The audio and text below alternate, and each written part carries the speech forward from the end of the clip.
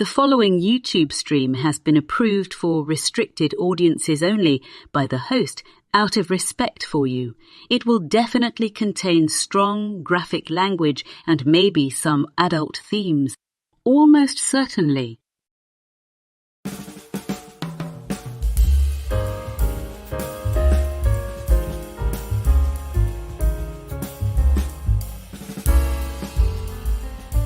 Good evening, happy Friday, and welcome to Last Call, where we share in the tradition of women's liberation, the uprising of workers in the 1800s, and the founding of our nation.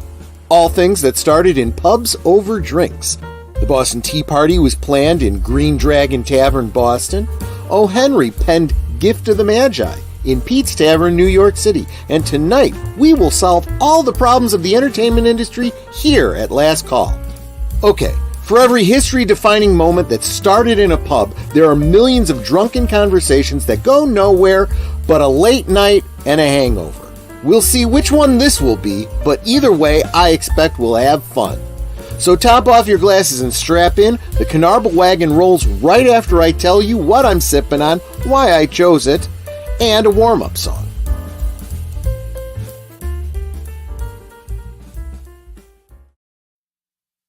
Netter has been wanting a margarita for weeks, so tonight that's what we're having. I'm having mine cocktail style, but Netter wanted to get blended, so I'm happy to oblige. Good thing Aged Boomer is the designated driver. If you would like to buy me a drink, the link is in the description below and pinned to the top of the chat. Tell me what drink you'd like to see me sipping on, and if there's a song you'd like me to sing to you, be sure to mention it. Thank you and salud.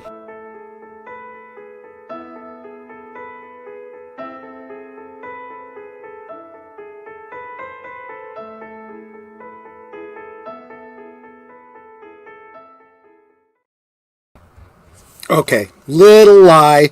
Didn't realize that. I didn't have as much tequila as I thought I did. So I didn't really have enough to make mine cocktail style. So I am having a frozen margarita just like Netter. I'm going to get blended too.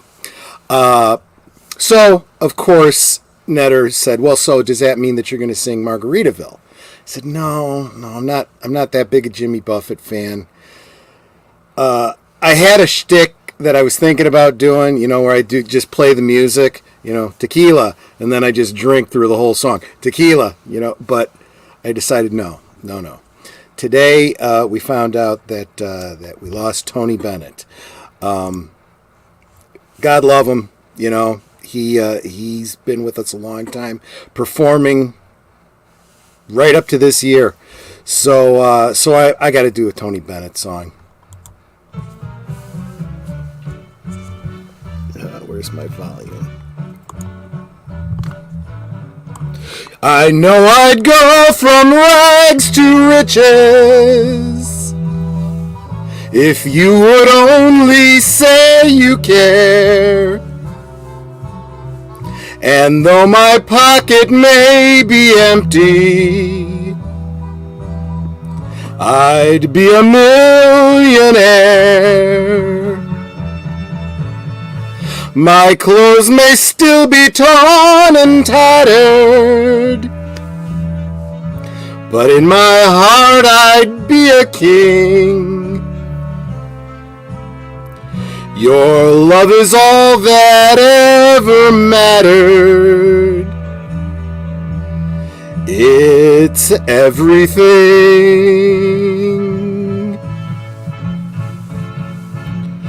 So open your arms and you'll open the door to every treasure that I'm hoping for. Hold me and kiss me and tell me you're mine evermore.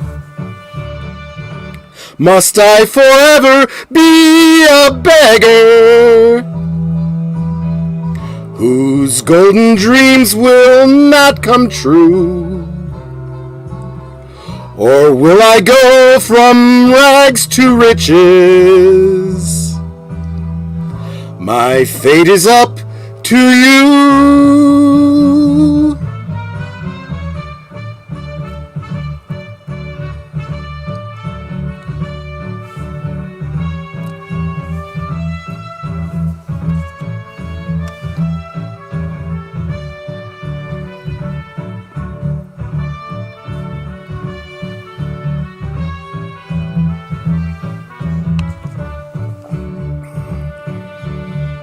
Must I forever be a beggar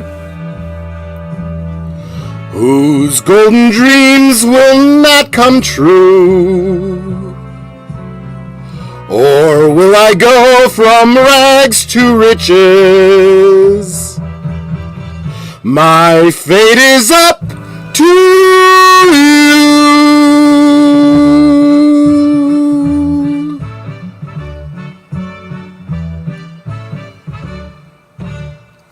Va salute. Thank you very much. Let's see if there's still anybody left in the chat after that song. Where is... sorry, I'm having a little bit of a boomer moment, and I'm not even boomer. There we go. Let's get that boomer in here. Hi, boomer. How you doing? What you sipping on? I'm doing well. I just have a water tonight because I'm on. Because you're the designated driver, right? Exactly. Yeah, that's exactly. I'm in a room with a brand new carpet, and I really don't want to soil it.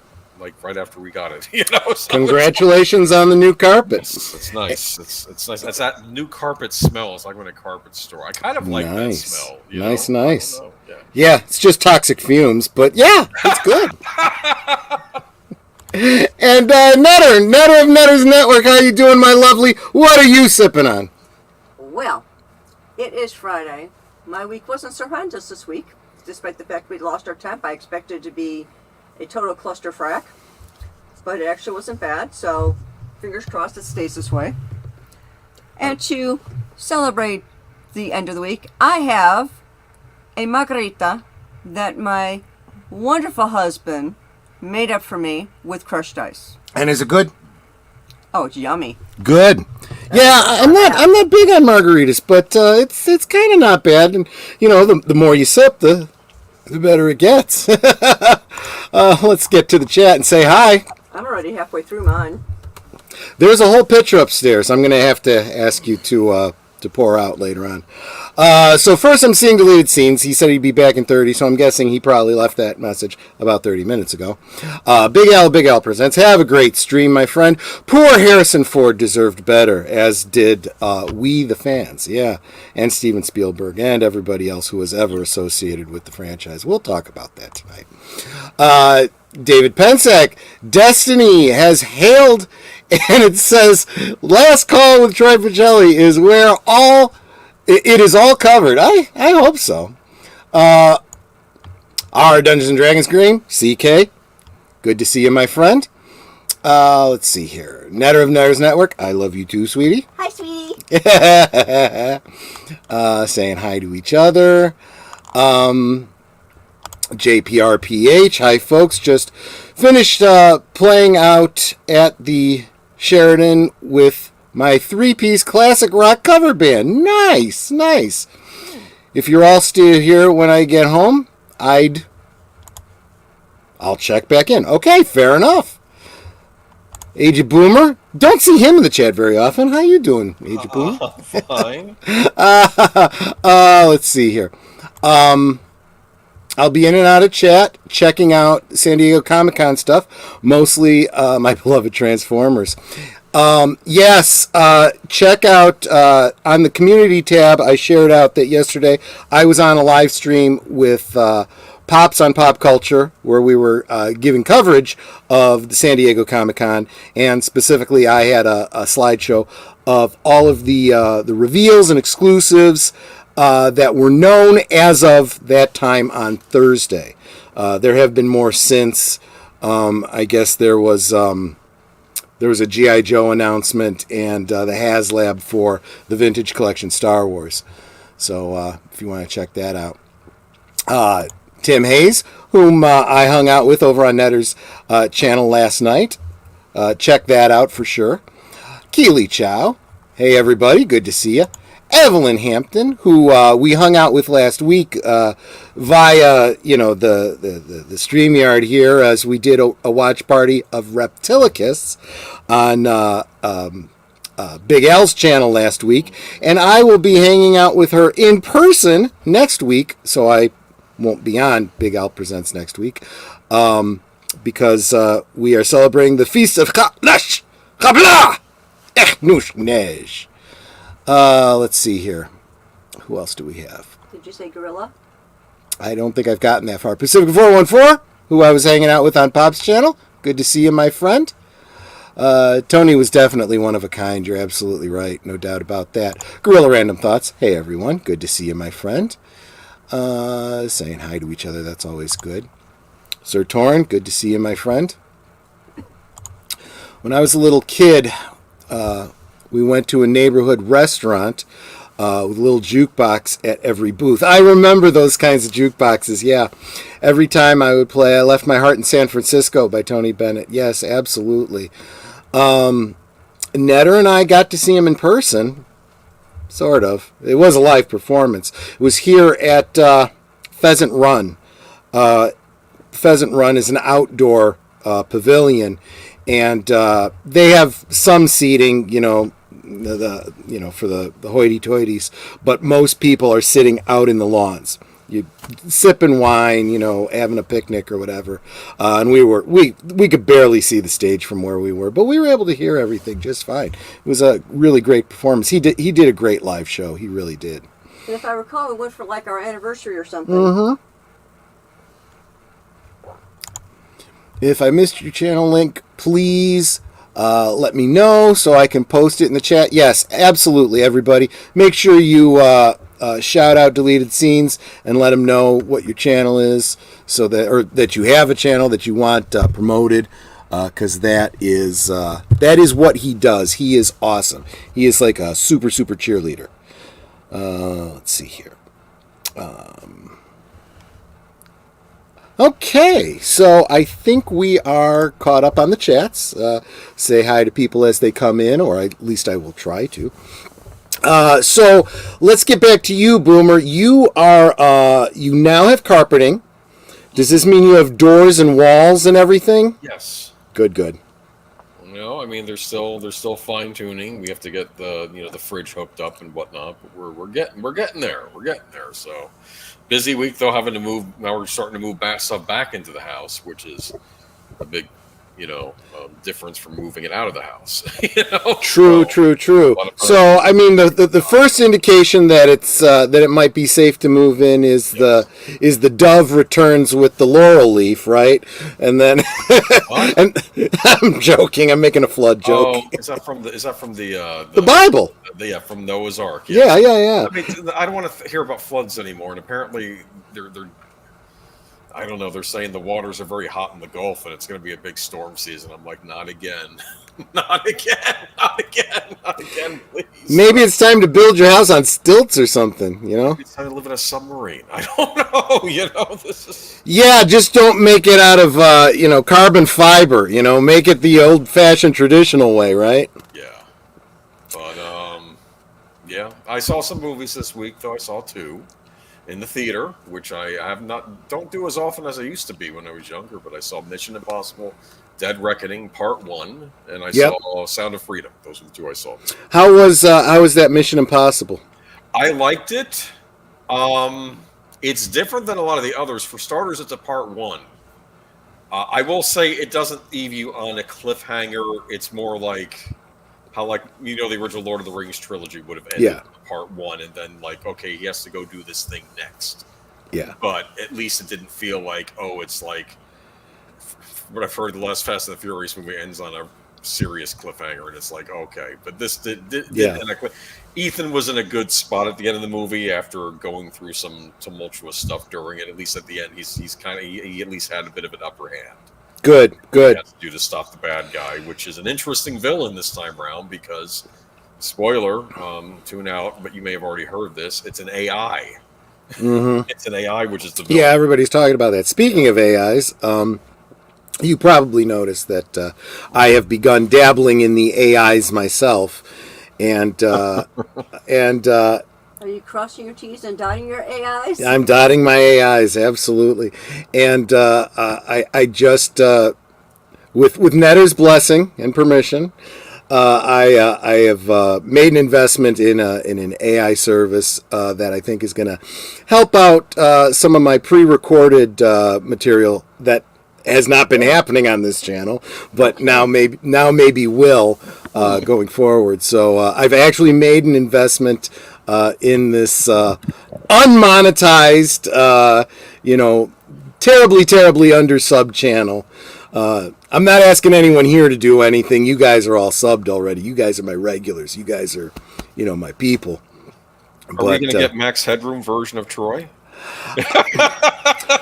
You laugh, but there is an option to create a clone of your own voice. Oh, that's funny.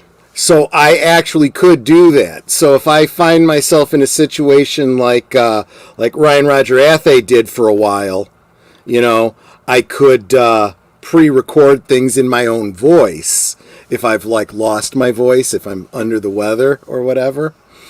So next week's Friday Night Let's Call is going to be all AI. Well, what I'm thinking is maybe I pre-record something so that when I get really, really blitzed by the end of a screen thing, I just hit it and my lips won't be moving, but you'll hear me saying, look, I'm really, really drunk right now, so I'm going to go ahead and end this stream, and I apologize, and I hope to see you next week or something like that. Our Dungeons and Dragons said, "You're under sub? I've got 10 subs, man." Well, dude, your channel literally just started within a month. I mean, that's pretty new. But yeah, by all means, subscribe to our Dungeons and Dragons game. He is just like the longest running superhero RPG on Earth. He's telling the story of his role-playing game, which is incredibly interesting. And so, in a way, he's kind of like my competition and my inspiration, really. Because the reason I got the AI is because I'm going to be doing a dramatic reading of a 10-year campaign that I did with my group. I think it's the only campaign. No, it's not the only one. But it is the longest and best recorded campaign we ever did. So I literally can, record, installments in chapters. Epic. It was really, really epic. I used to be his editor. So, yes. So what I'm doing is I got this, I got a subscription to an AI art generator so I can, create, illustrations for it and a voice one so that I could, have it read the dialogue, because I'm not the best voice artist. I'm good at myself, but I'm not real good at, impressions and stuff like that. So I think it's going to be fun. I think it's going to be really interesting. Dabbling in AI like Skynet? No. I'm still doing all the work. It's still it's a collaborative effort, right? Because, the decisions of the characters were the individual players. Some of the writing was done by someone who was actually a professional writer who we would give our notes to, or I'd give portions of the story to and whatnot, and she'd fill in the details. But that's just portions of it. By and large, it's mostly my own writing.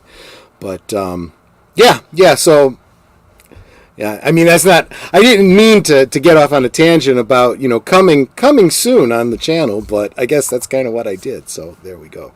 And I don't know about you, Netter, but I'm broken. You're broken. That means he needs another drink. Yeah, that means when she's ready, I need a refill. I thought you meant heartbroken over Tony Bennett passing away. I kind of am, I mean, my sad, gosh. actually. I'll talk about it on Sunday as well. We'll do a we'll do a retrospective. I'm not going to have time to put together a slideshow or anything. We'll just like talk. That, We'll just talk about him. It's fine. But you and I both have history with him, so it'll be interesting. Yeah. Good, yeah. And he's like, I mean, he wasn't an official member of the Rat Pack, but he was like the younger brother to the Rat Pack. Yeah, like him and Mel Torme. I mean, they did, and a lot of. It is sad though. I think he was a good man, and in addition to being a great singer, he was a good man. He had a lot of affection for young singers too. I think he would try to help them out. He did a lot of great duets with Lady Gaga. Yeah, he wasn't above talking to younger singers. Oh, absolutely not. In fact, if anything, he was a great mentor. Yeah, I think that's how I see him. Yeah, the work that he did with Lady Gaga really elevated her. I think he, and she's even said this, that he said, I don't get a lot of what you do.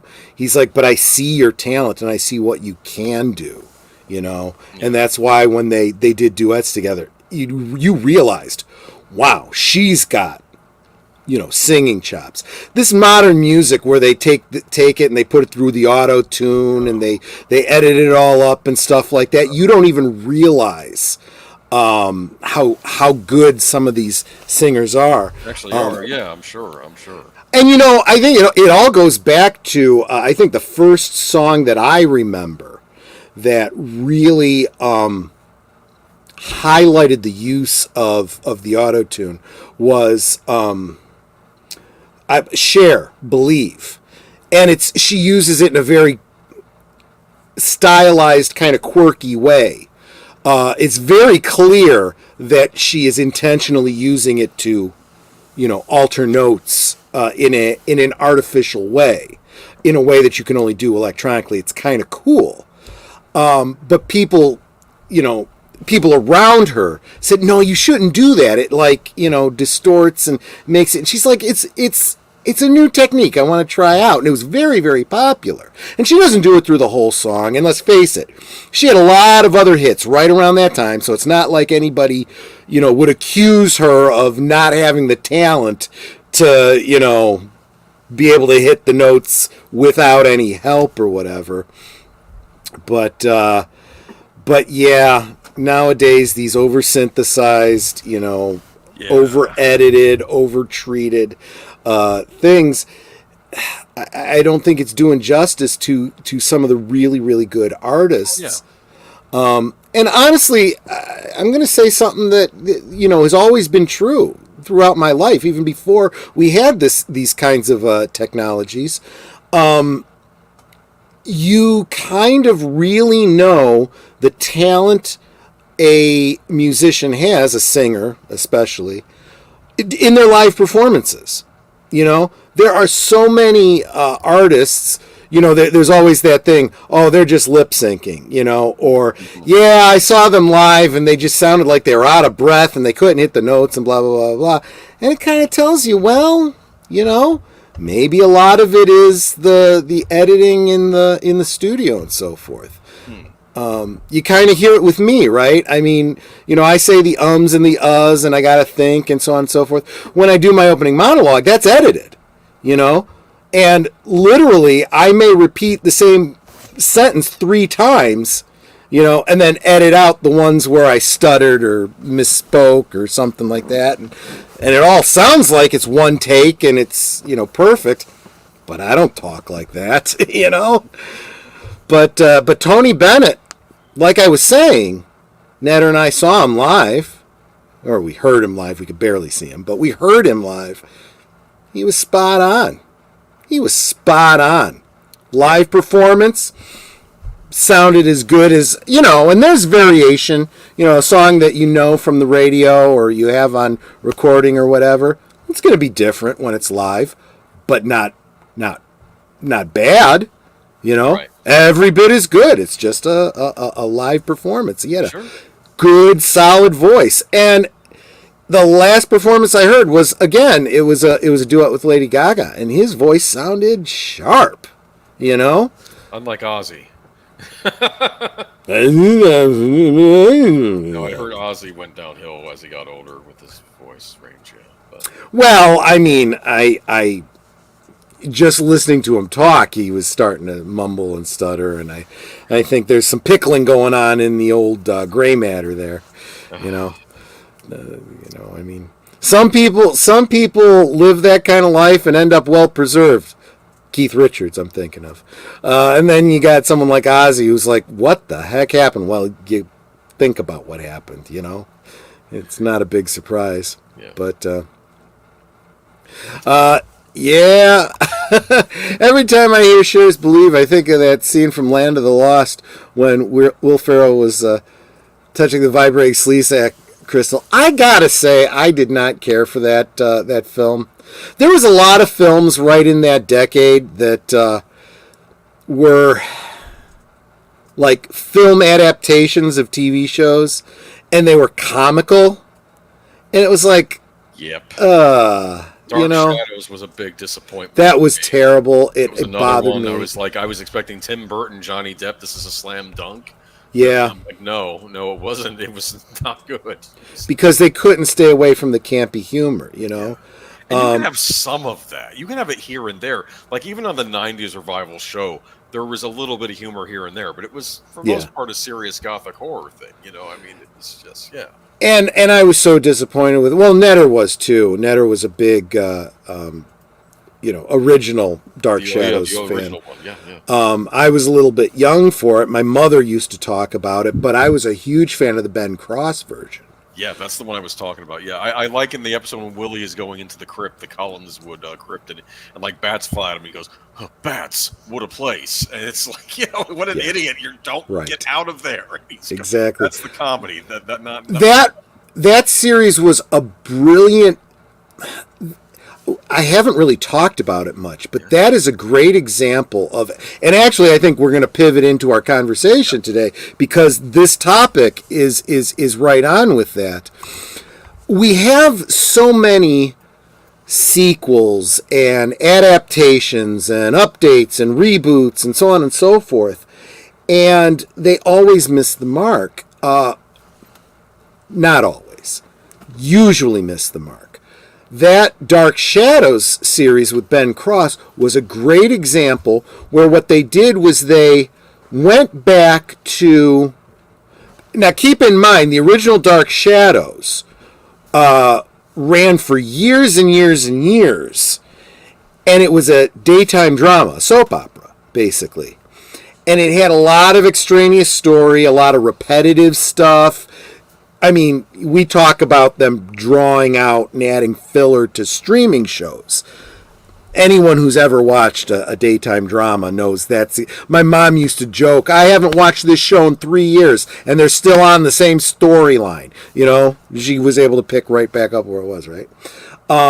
That's kind of how Dark Shadows was. But when you take all those years and you scan out, you plot out what the basic plot was, you go, oh, well, we can condense this down to like two, 3 seasons of a show, you know? Yeah. And if you do that and you keep it real succinct, you can get through the core material and then continue on from there. And that's what it looked like Dark Shadows was going to do, but unfortunately it got canceled, and I may have to do a talk about that sometime. Maybe we'll talk about it in a good old days or something. But yeah, or even when we get closer to October, we can do a Friday stream. We'll figure it out. Yeah, exactly. Yeah. But there was reasons, not good reasons. It's always crummy reasons that they decided to cancel it. But that's a great example. Another great example of the reboot concept is Battlestar Galactica, right? Where there wasn't a lot of story that they could draw on based on the way the episodic worked. Yeah. So they took literally just the core of it, that these colonies, these lost colonies of Earth, have fought a war against the Cylons, this artificial intelligence. Another artificial intelligence. There we go. and they're literally refugees, and they've become a wagon train looking for Earth. They're trying to go back to Earth. So that's all that they kept of it. They kept the names of some of the characters, changed them all up. They did something really brilliant in how they kind of implied that it was part of the same universe, this idea that there's cycles, and these things repeat over the centuries.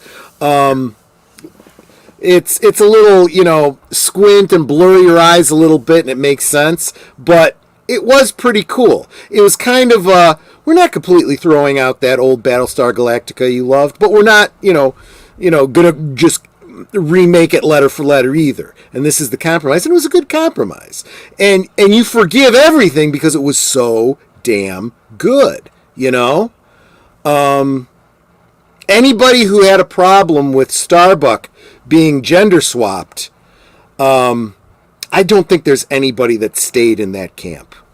I think because we all love Katie Sackhoff. Katie Sackhoff won you over, and you were like the actress who played Boomer as well. She was very good too. That was another swap, wasn't it? Yes, it was. Yeah, because Boomer. Well, that's an incredible one because we went from a black man to an Asian woman. Yes, but again, that wasn't them doing it for diversity points or anything. They could have gone super diverse if they wanted to. They were just going, we just got to change it up a bit. They're all going to be different characters. These are not the same. They didn't even have the same relationships in all cases. I mean, Adama and Apollo, were father and son. But, a lot of other characters had different relationships to each other or none at all. They had new characters. They did a lot of great things with the Cylons that weren't done back in the 70s. So, that's, some great stuff. But pivoting back to the modern day, everything is made for modern audiences. We've got to redo everything for the modern audience, right? I'm trying to figure out what they mean by modern audience because it doesn't seem that this modern audience exists. But anyway, go ahead. We'll get back to that point because I've got something to say about that. But there's got to be a little bit of setup before we get into that. Oh, wait a minute. I think the writers of movies think the concepts are inherently silly. Playing devil's advocate, the hot smoke of the 60s did follow a lot of writers into the 70s. That's true. That is true. We got some really weird stories. There was some stuff they did in, all of our episodic shows back then that we loved. $6 Million Man, Buck Rogers, Battlestar Galactica. Just pick one, okay? Wonder Woman, all of them. Some of them had great stories, and some of the stories were like, huh? That didn't make any sense. And then, of course, it's usually like, if not retconned out, it's just like, we forget about that. You know what I think about? I think about there was a Simpsons episode where they did the Seymour Skinner was actually I think his Arnon Tanzarian was his actual name, and right. And there was a Vietnam thing, and then the judge at the end of the episode says this whole thing will be forgotten by everyone in town under penalty of torture. And it's like the joke was this was a horrible story that they came up with, and now you in the audience and everyone on the show is supposed to now forget. Right. Which that's the funny thing because it was a joke when they did it. Yes. When Star Trek Discovery did that, they were serious. That is the problem. It's not just the modern audience, it's the modern writers that are stupid enough to think that this stuff is good. Because they don't have any respect for their own art form, right? It's science fiction. I can do whatever I want because, these morons will eat it up. And it's like, have passion for television. No, that's not how it works, But real quick, I want to say hi to Lester San Jose, who came to join us. Good to see you, my friend. So... Did you watch, before we go any further, did you watch the clip of Spock eating the bacon? Okay. I didn't get a chance to see that yet, but I saw Spock discovers bacon, and I'm like... No. Is this something that's going to make me actually like Star Trek Strange New Worlds? Because... No. Somebody liking bacon... I can get behind, right? But if somebody tells me that Christopher Pike likes Hawaiian pizza, that would completely undo it. So, anyway, I didn't mean to get you off track. No, that's fine. So we talked a couple weeks ago. We had Michael from Retro Blasting on. Because he is the subject matter expert. I don't know a YouTuber who knows more about Indiana Jones than he does. And I mentioned then that he had a great video up about his thoughts on, what Indiana Jones was meant to be and what it became. And he said that the problem that they found themselves in with Indiana Jones starts actually back with Last Crusade. As much as, we all like Last Crusade, it was, so good, and, Sean Connery and blah, blah, blah, blah. it starts to tick the clock on the character, right? Whereas the first two, you don't need to know anything about Indiana Jones before going into it. You don't need to know anything at the end of it. You just enjoy the movie, you know? And if they just did a series of movies like that, they could just keep going like James Bond. Yeah. I mean, honestly, think about James Bond. And I'm talking pre-Craig, what's his name? You know? You could go and see any James Bond movie, and you didn't have to watch all the other ones to get caught up. No. You might miss a few little things here and there. You might miss that, you know, George Lazenby saying this never happened to the other guy. You know, it's a tongue-in-cheek joke. He's breaking the fourth wall. You might not get that joke if you didn't know there was other people who played James Bond before him. But, you know. But, and you notice I said people. I hope that didn't rackle you too much. Because you know what that has to mean. What does that have to mean? Who came before George Lazenby? It was Sean Connery. And the original Casino Royale. No, I don't count that. Ah, see? That's what I was talking about. I knew I'd get you. No. But anyway. No, Peter Sellers, no. No. David Niven, no. Woody Allen, no. Anyway. It was really supposed to be David Niven, but yes. So that serialization is what was intended for Indiana Jones, and they break that when you go into Last Crusade. Now you age him up. Now you give him a whole backstory with his father. You give the whole reason why he's got the hat, why he's got the scar on his chin, and now you've canonized the scar on his chin. So now you can't replace Indiana Jones. If you do, you got to show the scar now. You got to have a fake scar put on the person every time. You know. You know what I think. I'm sorry, I didn't mean it, but I'm almost thinking Indiana Jones was a series that up until that point, I don't think was trying to come up with a definitive canon. Yes, Temple of Doom and Raiders of the Lost, maybe they exist in the same universe, but of course there are inconsistencies with those two movies of how he acts. Like Raiders of the Lost Ark, he's like, oh, what is this? I don't believe in this Sunday school stuff, or with the Ark of the Covenant. It's like, well, prior you dealt with the chakra stones. You saw black magic performed in front of your eyes, so you've run into this stuff before. This is not. Interestingly, though, you could kind of, there's a Doctor Who element there, where Doctor Who talks about, or the Doctor, I shouldn't say Doctor Who. The show is called Doctor Who. He is the Doctor. The Doctor said something about never underestimate the human ability for self-delusion. And you see it all the time, and it almost becomes a running gag, where, the Daleks, invade and attack, and somehow it gets wiped from the collective memory, and it was air balloons and a Russian invasion, and they used gases that made us hallucinate. That's what it was. Oh, okay, and everyone believes it, and everyone jokes and laughs, because people aren't really that stupid. Well, the last 3 years have told me that people are that stupid, that they will believe whatever the media and the government tells them. But that's beside the point. Anyway, moving on. So yeah, I mean, and that's, I could totally see Indiana Jones going. All you need is even have a conversation with somebody. Well, what about that time with the stones that you were telling me about?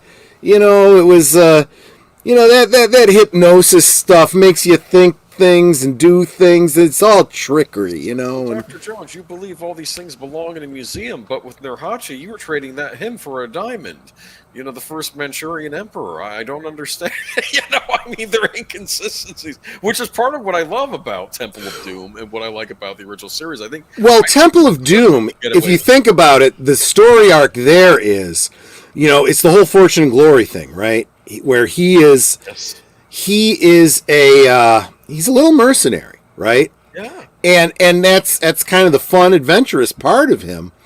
You almost feel like some of the best pulp stories that you could get from Indiana Jones would be set before that, right? But he has a story arc through Temple of Doom where he realizes there's more important things than fortune and glory, you know? Yeah. You know, those kids are more important. These true. stones are important to their culture, more important than to the survival of this community. Yeah. Okay. Yeah. And I think that what's interesting, and I know some people that work in archaeology and so forth that have told me that, you know, because, you know, especially like when Jurassic Park came out, and I was asking them about digging up bones and stuff like that, and they were saying, it's not like you think it is from the movies, and you know, it's much more boring than that and everything. But you really want to be very careful to, you know, and that's why you got to get before you take a bone out of the ground, you take a picture of it, you take a picture next to something that shows the size, the relative position, because where it's found is very important. These were not things that were known to archaeologists in like the 1800s, early 1900s, who would, you know, excavate using dynamite, you know, and say, gee, we found this giant dinosaur and we can't find its head. Well, because you blew the fuck out of its head. You know, I mean, so that's how. Here's an archaeology story. You know the Brontosaurus? You remember that? The Flintstones used to talk about the Brontosaurus? You know why it was called the Brontosaurus? It was because in Greek, the name that describes the shape of its head was misapplied because they had the wrong head on that dinosaur, because they didn't have the head, so they used the head from another dinosaur. So the Brontosaurus that was originally brought back to England was not a real dinosaur. It was an amalgamation, and it was years later, as they found more and more of these sauropods, that they realized, oh, it shouldn't be called Brontosaurus, it should be called Apatosaurus. Although the name Brontosaurus has actually come back for a specific species of Apatosaurus that's been subsequently found. But that's neither here nor there. It's just an interesting story about how the thought process of archaeology changes over time.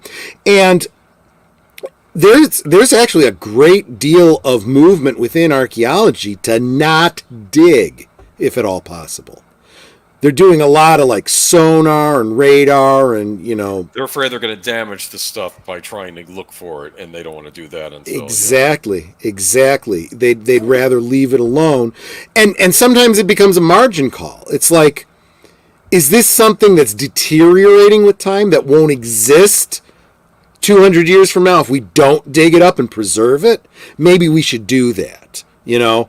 But if that's not the case, they're like, maybe, you know. So. It's a very interesting thing, because let's face it, we don't need a physical object in a museum anymore, right? You know, now you can go to a museum and see, like for example, here in Chicago, you go to the Field Museum, you could see the T-Rex skeleton, you know, put up, and right next to it, they have. An upholstered version. They take the skeleton of it and they, you know, make a sculpture of what it may have looked like, you know, with skin and when it was alive, you know.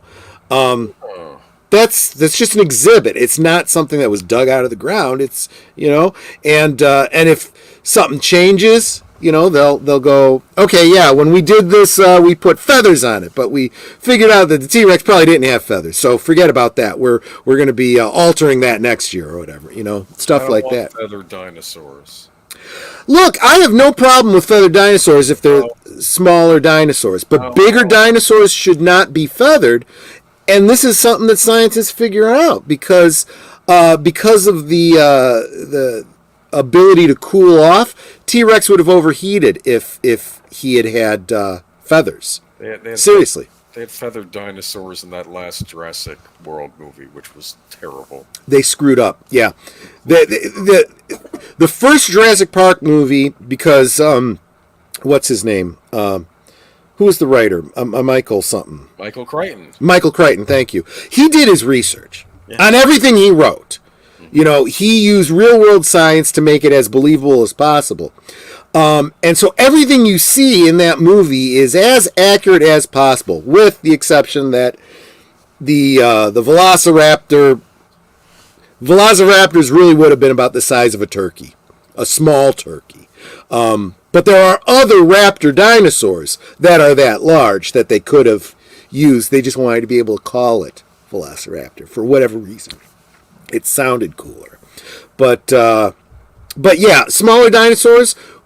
Yeah, in fact, the real Velociraptor probably was covered in feathers. But the raptor that was that size, you know, that was like 7 feet tall, would not have had feathers. At least that's the current belief based on the physiology as we understand it. But that is archaeology. You see, to some degree, Indiana Jones kind of going through that and going, you know what? I've learned something about this culture. I know something about these stones. I can go back to the university and do a paper about it. You know, people can still learn this stuff. You don't need the physical stones, right? You know? So, and so he learns to respect these things. And you see that play out in Raiders. You know, when he's like, you know, these idiots don't know what they have. You know, at this point, he has learned that there's more to the world than you know. He may have had his doubts, you know, even after he, you know, got the mumbo jumbo put on him, you know, but Black Blood of the Cali. I recently watched Temple of Doom. I watched this past week again, and I'm surprised how much fun that movie was, and it still holds up well today. And it just, but look at, you know, somebody pointed out that just like in the first Rocky movie, Rocky doesn't win that fight; he loses that fight. You don't need your hero to win in order to have a good story, you know. No. And the reality is, Indy doesn't win either. He failed. He was captured by the Nazis. He lost the Ark of the Covenant, and the only reason he survived was because he was humble. And he said to Marion, "Close your eyes." Well, I thought it was remembering what happened with Sodom and Gomorrah. You know, don't look back. That's what some degree, you know, it is the same basic lesson, right? Humble yourself in the sight of the Lord, right? And that's all he did. He just didn't die. That's all he did. And the Nazis were their own demise, right? And he takes it back. By default, it fell into his hands. He had to do something with it. He takes it back. What happens to it? It gets put into Area 51 or whatever that place is. No, it was some sort of an archive because they were in Washington, weren't they? No, it ended up that, and when we get to Kingdom of the Crystal Skull, if you remember the beginning part, I think the Russians knock one of the boxes over during an explosion, and then you see the Ark of the Covenant peeking out of one of them. So I think it did end up in an Area 51 style place. Yeah. Mm-hmm. In the warehouse, but they weren't looking for the Ark of the Covenant. They were looking for the Crystal Skull. That's what the Russians were looking for. Right. Well, they should have talked to Dan Aykroyd then. That's all I'm saying. So, I think I brought this up to you, and frankly, at this point, this movie is the latest Indy is. I haven't seen it. I'm not going to either. You and I are probably not approaching this from a critical thing of whether or not the movie was good, because I don't think you and I saw it. Yeah, I'm sure you've read the synopsis and whatnot, but we can still speak to, because it is objectively a failure. Yes. It is absolutely objectively a failure. It lost more money than we can actually calculate, because we don't know. We don't know exactly, but based on the numbers that were reported, we know it lost money. It probably lost more than we can account for, because we don't know how much was spent, I should say overspent, on reshoots and delays and, you know, all sorts of things.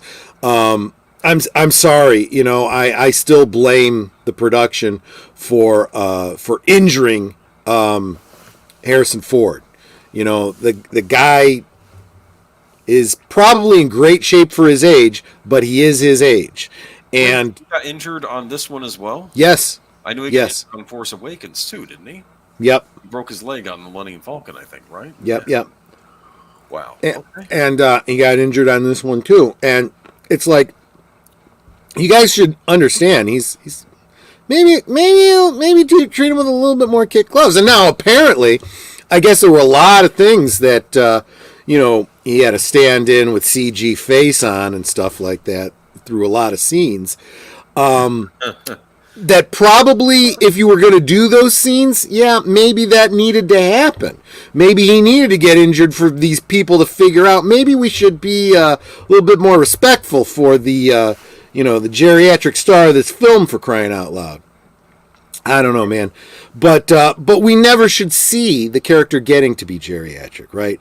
This character should have been recast long ago. He should have been recast probably by the time of Last Crusade. Last Crusade probably should have been a new actor, And by this time, we should be on like our third or fourth Indiana Jones, But, So that's the one problem that I see with it, was the advancing. They tied their wagon to Harrison Ford, and Harrison Ford to play Indiana Jones. He is done, and now, and Kathleen Kennedy, in her infinite wisdom, said something a while ago. Well, Indiana Jones is Harrison Ford. You can't separate the two. We learned our lesson from Solo: A Star Wars Story. You learned the wrong lesson, you dumbass. And this leads me to another point I want to make, is Hollywood continually learning the wrong lesson, right? We talk about this a lot.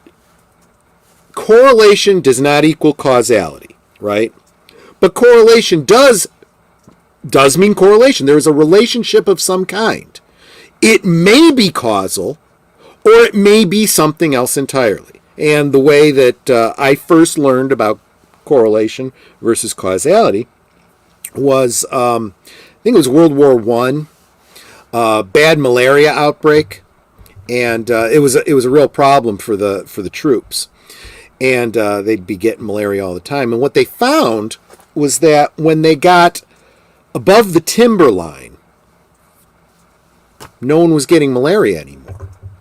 So they thought that malaria was caused by, temperatures, pressures, and whatnot. So if you could get above the timberline, you wouldn't get malaria, which was true. Above the timberline, you didn't get malaria. But we now know that the cause of malaria, the microbiotic life that is the cause, is carried by mosquitoes. Well, mosquitoes can't live above the timberline. So there's a correlation. It's not a direct causality, but there's a relationship between those two things, right? So people don't go to see Solo: A Star Wars Story, right? Right. Why didn't they go see it? They immediately assume, it's because they didn't have Harrison Ford. They won't accept anyone else as Solo. And they completely ignore so many other elements. And any fan that didn't go see it, or didn't like it, and gave it a rotten score or whatever, will tell you why they didn't like it, but you don't want to listen to those fans. Now, you don't want... Yeah. And Go ahead. Too, but yeah, I think because they just killed off Han Solo in the prior Force Awakens. That's a big part of it. That's also why a lot of people believe, and there's no one thing. That's the other problem. You get fixated like there's one cause. There's a lot of things in play here, and they all kind of work together. But not a lot of people went to see that Black Widow movie. Even though the fans wanted a Black Widow movie for years. It was too little, too late, and they killed off the character. We already know where this character goes. We don't want to now see this. We wanted to see this years ago. It's too late. And it's the same thing with you killed off Han Solo like a punk. Okay, we don't want to see the origin story. We don't need to see the origin story, and that's the other problem. All these prequels, we don't need prequels over and over and over again. For one thing, the prequel must lead up to the canon stories. So there's no danger. We know what happens to those characters. So if we miss it, who cares? You know, and you see a dangerous situation that the like Obi-Wan Kenobi, you know, he's going to die here. Vader doesn't kill him. He just walks away. Why? Well, because he couldn't kill him, because we need him to be alive for Star Wars. Yeah, it's like, well, how many people are you putting in danger by leaving this man alive? It's not like the Jedi don't kill. It's right. I mean, right. It's you know, in battle, it would be a clean kill, right? It's just ridiculous, and so this is why, you know, the only way to do a prequel, it's got to be well thought out, and it's got to be well elegantly done. You know, and George didn't do it, and if George didn't do it all that well, I can guarantee you that the people, the brain trust running Lucasfilm now is not going to be able to pull it off. So I say that with the caveat that Rogue One was okay. Although, what's the difference there? None of the characters were characters that we saw in the canon anywhere. You know, that had to survive. Cameos, like Vader shows up in one scene. Yeah, but he was in a place where, you know, it didn't break canon. It made sense. I think R2 and 3PO were in a background shot. Yes. Okay, fine. That's fine. Fans of the Clone Wars series, or maybe it's Rebels, I forget. Saul Guerrera is a character that showed up there, but this is after those stories. So this, for him, it's not a prequel, you know. Yes. So, but the things that are important is, you know, that the plans have to get to the rebels. But what you don't know is the fate of these individuals. And spoiler for those of you who haven't seen Rogue One, they all die. No. So then come to the habit with modern Lucasfilm is killing off their heroes or humiliating. Well, but it kind of makes sense in a prequel situation, right? Where are these characters in Star Wars and Empire and Jedi? Why aren't they around? Well, the reason is they gave their lives to, you know, get these plans out and save the galaxy and whatnot, you know? And that happens in war, you know? We're seeing a story not from the point of view of the heroes that we're used to. We're seeing it from the point of view of some soldiers or whatever that were background characters that we didn't... You see people dying in Star Wars all the time. Well, they've got stories too. You do a movie from their point of view, they're the hero, but they end up dead at the end, you know? Right. And that's part of war, and that's part of the heroic sacrifice sometimes. But then they make the same mistake with Cassian Andor, right? He dies in Rogue One, so now we're going to go back and tell his backstory. Well, again, we know where this leads to. We don't need to see any of this, you know? Or if you do want to tell that story, you know, because what it really is a spy thriller, is what Cassian Andor is. Talking about, you know, Imperial intelligence and all that kind of stuff, and the way the Rebel Alliance is starting to form and whatnot. It's not a bad story to tell, but maybe don't use a character that we know where he ends up. You know, maybe make a whole new character. You know, I don't know. These are the stupid kinds of decisions they make, right? But so, I guess this brings us to Indy 5, right? Right. In the Dial of Destiny. Yes. Were you hyped for this movie at all? I know. Not at all. I knew it was going to be shit. Look, most casual fans, even ones that don't follow pop culture and stuff like we do, were kind of going, I didn't care for Crystal Skull. I'm not going to like this anymore now that he's, you know, even older. Real quick, want to say hi, because I didn't say hi to him earlier. Pat S. Welcome. Admiral Akbar was in Rogue One, but I think he was just Rear Admiral in that one. Yeah, and that's fine. He wasn't a main character at all, you know. So interesting how there were other ones of his race though in there too. That was the interesting. Moncall, the Moncall, exactly. And that's one of the things I like too about the Mandalorian is, as long as we have these races, go ahead and use them. You know, build up the lore behind them and so forth. You know, but yeah. So, and the other thing too was, I can't separate myself from the fact that I do follow these pop culture things, and a lot of the YouTubers that a lot of the people in the chat follow too. You know, like, you know, Doomcock, Midnight's Edge, you know, Valiant Renegade, and so forth. So we know rumors when they come out, and we get confirmation of those rumors when they come out. So let's face it, I pretty much knew the whole story of Dial of Destiny before it even got, you know, previewed at Cannes, right? Cannes was where it just confirmed everything we already knew. And since then, you know, like Karen Allen has done an interview, and there have been a couple interviews with Harrison Ford. And if you pay attention to what they're saying, you're like, okay, that confirms some things too.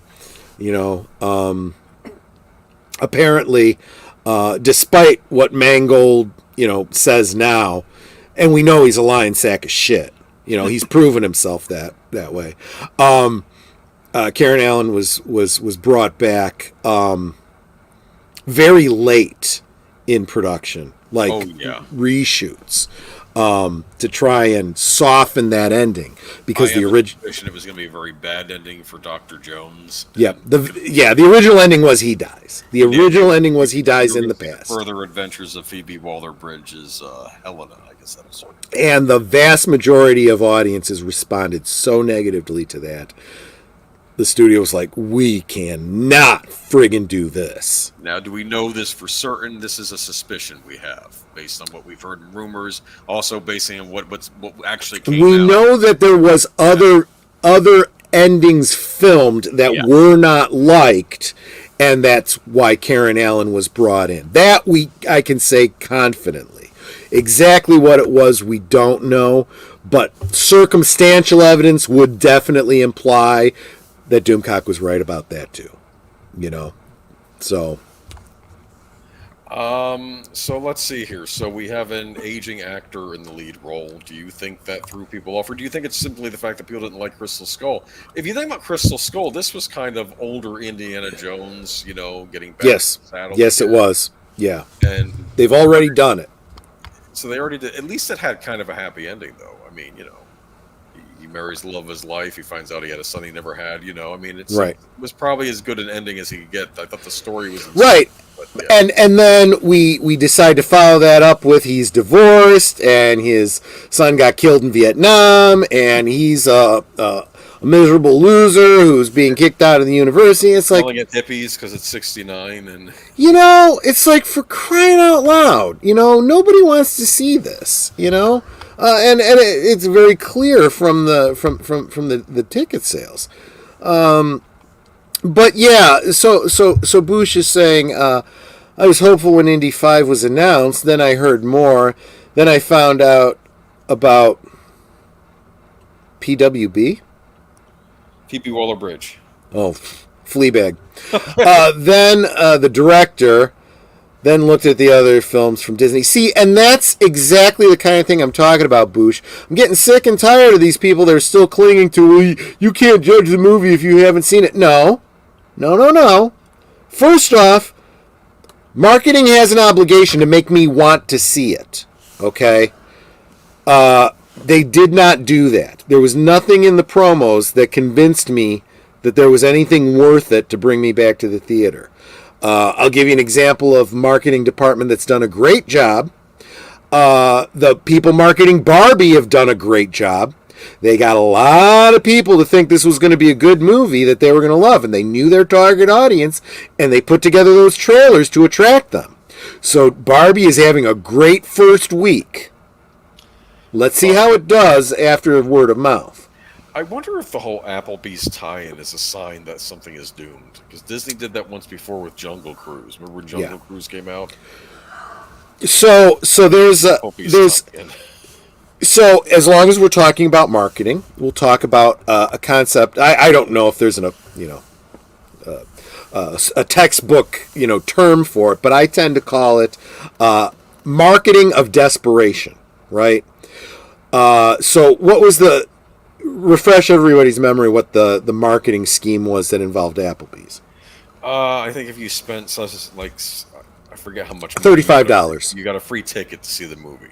Yep. And then it's like, hey, I get to see it for free, and I guess that counts as a ticket sale for Disney too, and then you can just see it or not see it, right? Exactly, and that's the entire possible. That's entirely possible that a lot of people didn't go, even though they had the ticket, right? Because look, if you go to Applebee's and you take your family, you're going to spend $35. Yes.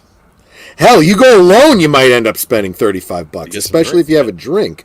So I think a lot of people got tickets to see Indiana Jones, and then we're like, I don't want to see this movie. I just wanted my Reuben and beer, Yeah. And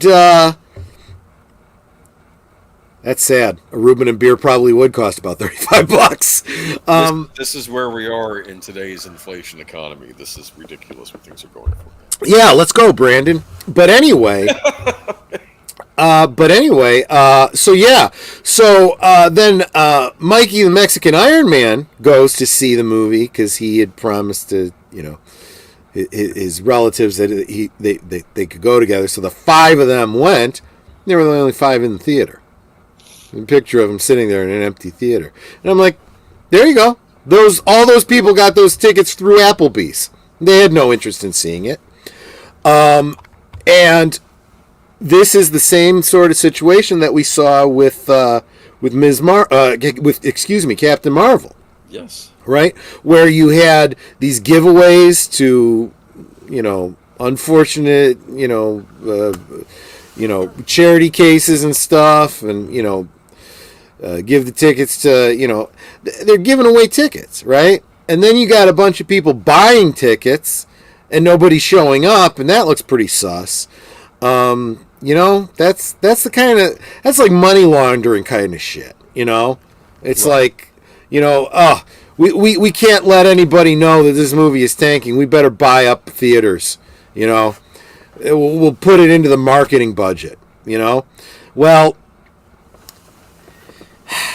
when they start getting audited, which they may already have been. There's been a lot of talk about what's going on behind the scenes with that kind of stuff, but that's dirty pool because you go to the shareholders and you go, yeah, look, all these theaters were sold out. Okay, yeah, well, where's the profits? Marketing is real expensive. Hollywood budgets. Creative accounting, exactly. And that's why we don't have any money to pay residuals to anybody, and we can't give dividends to the shareholders. And someone's making out like a bandit. We're making out like a bandit now. It looks like Disney is looking to liquidate about a third of their assets. That's not a rumor. That's being reported in the trades. Can they liquidate the French Connection so we can, yeah. Version of that? I don't know, but I know that they're looking at getting rid of ABC. Although they're taking advantage of it while they can, because they just released Ms. Marvel. That series that was exclusive to Disney Plus is now going to ABC because they're afraid that people won't have any interest in going to see the Marvels when it comes out because it's kind of dependent on you having seen Ms. Marvel on Disney Plus. That's what happens when you put something behind a paywall. Instead of just making it into a 2-hour movie, you could have thrown out in an odd month like January or something, which might have made more sense. Which you could have also made for a fraction of the cost. Yes. See, and that's the other problem, these overruns. So, getting back to Indiana Jones, now we're going to talk budget, right? Mm-hmm. We look at multiple endings, multiple reshoots, which cause time. Okay, so you can get a better vision of numbers and budgets and what Valiant Renegade's good for this kind of stuff. But bottom, simple, Joe Midwest here, language. These companies don't always have the liquidity and they never do this. They don't just come up with a bunch of big pile of wheelbarrows of cash to pay for the movie up front. What they do is they take out a loan. They have a budget of $100 million to make a movie. They take out a loan for $100 million, right? And the clock starts ticking on that loan, right? They don't start paying it back until they start getting the money in, right? But that interest is building up and building up and building up. So that's another thing you got to remember. When you hear what the budget is for a movie, it's $100 million, $500 million, whatever the budget is for that movie, keep in mind they're paying points on that too. And every time there's a reshoot, every time there's a delay, every time there's a writer's strike or an actor's strike, now they can't do anything. And the points go up and up and up. So that budget that was reported, that's bullshit now. They're way past that. That $100 million has become $200 million, $300 million by the time the movie's actually released. Right. And that doesn't even cover the marketing. Whatever they spent to make the movie, double that, because that's where the marketing's at. Right? Right. And then, okay, so now we're at least $100 million to make the movie. Another $100 million to market the movie, so we're at $200 million. But our points have taken us probably closer to $300 million at this point. Reshoots have cost us even more, so we're probably at about $350 million, okay, on a budget that we said was $100 million. So that's why when this movie actually hits the theaters, it's got to make how much now to break even? Twice that? Yeah.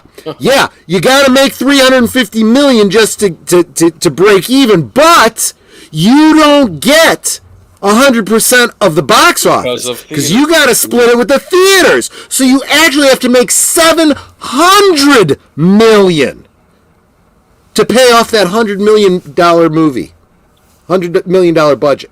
Why did this movie cost so much? Because of all those things I just said, because of the overruns, because of the reshoots, the multiple endings. They literally could have made 3-4 movies, with the work and effort and budget that they put into this, But they're banking on, they're literally gambling on, this is a known quantity. This is Indiana Jones. This is going to make $1 billion. Well, no, they say known quality. Known to who? This is what they believe based on past history. No, that's what they believe based on past history. Let's look at Star Wars by example. Now, you can say, well, Star Wars was out of the limelight for a while. Well, was it really? Yeah. You had all the cartoons that the kids were watching. You had so let's take a look at how Star Wars was kept alive in between movies, right? All the expanded universe books, which people love. Well, let's even before we get into all of that, right? Let's go back to the original Star Wars, okay? The original Star Wars was what, 3-4 years before Empire Strikes Back. But keep in mind, I've said this many times. If you didn't see Star Wars in theaters, you really didn't see Star Wars. There was no cable. There was no home media option for you. You saw it in the theater. It didn't even come out on commercial television for a long time. And that's why it was so popular. They kept it in the theaters for over a year. Think about that. When was the last time we saw a movie that was in the theaters for over a year? It was a lot more common back then if a movie was popular enough. Right. Because they would just keep making their money on it, And maybe it wouldn't be in all the theaters. Maybe it'd be in just one theater in the city or whatever, but it was an option. You could still go see it if you wanted to, and when it stopped making money, then it would leave the theaters. Or if something else came out that was really, really big, it would push it out of the theaters. Star Wars was making money for over a year. So that 4 years becomes 3 years. And then it got released before Empire Strikes Back. And it was in theaters for, I don't know, six to 9 months then. And in between, we had the holiday special.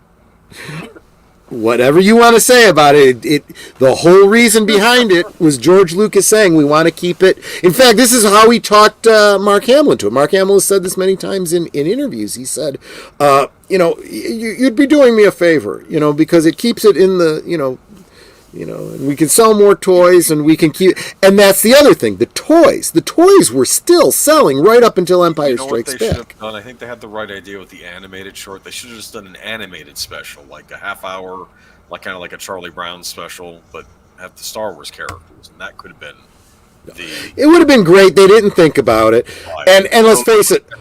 You'd be in between the movies, just throw up one of these little specials. And then after Return of the Jedi, trying to keep it alive, what did we get? We got 2 Ewoks movies, an Ewoks cartoon series, and a Droids cartoon series, and they all sucked. But they were things that happened. They existed. But what it really was the toys. You captured the hearts and minds of the children. They were buying the toys, and they just kept buying them and kept buying them and kept buying them. And that kept it alive for a long time, to the point that after Return of the Jedi, after we'd gone through many years without anything except maybe some comic books, right? And maybe some novelizations, they said, hey, let's create a movie without creating a movie. And that's where Shadows of the Empire came in. They had a toy line. They had books and comic books, a soundtrack for a movie that didn't even happen. Yeah. And it did well. It did well. To this day, there's people who know who Prince Zizor is, Yes. And they know that, actually, I'm sorry, I take that back. Was this before Return of the Jedi? Or was this after Return of the Jedi? What? Shadows of the Empire. No, that came out. No, it had to be after. But it was set between. It was before the special editions came out.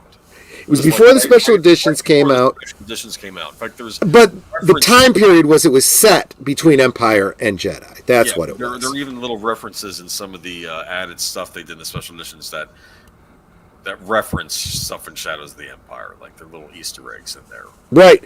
And because Han Solo is still frozen in carbonite, that's how we got Dash Rendar, right? Because they needed that roguish type character to kind of to fill that plot point and whatnot. So yeah, this is the kind of stuff that's good marketing. That's good marketing, But bad marketing is spending the money to buy ad time on the New York subway system to tell commuters to go see Indiana Jones.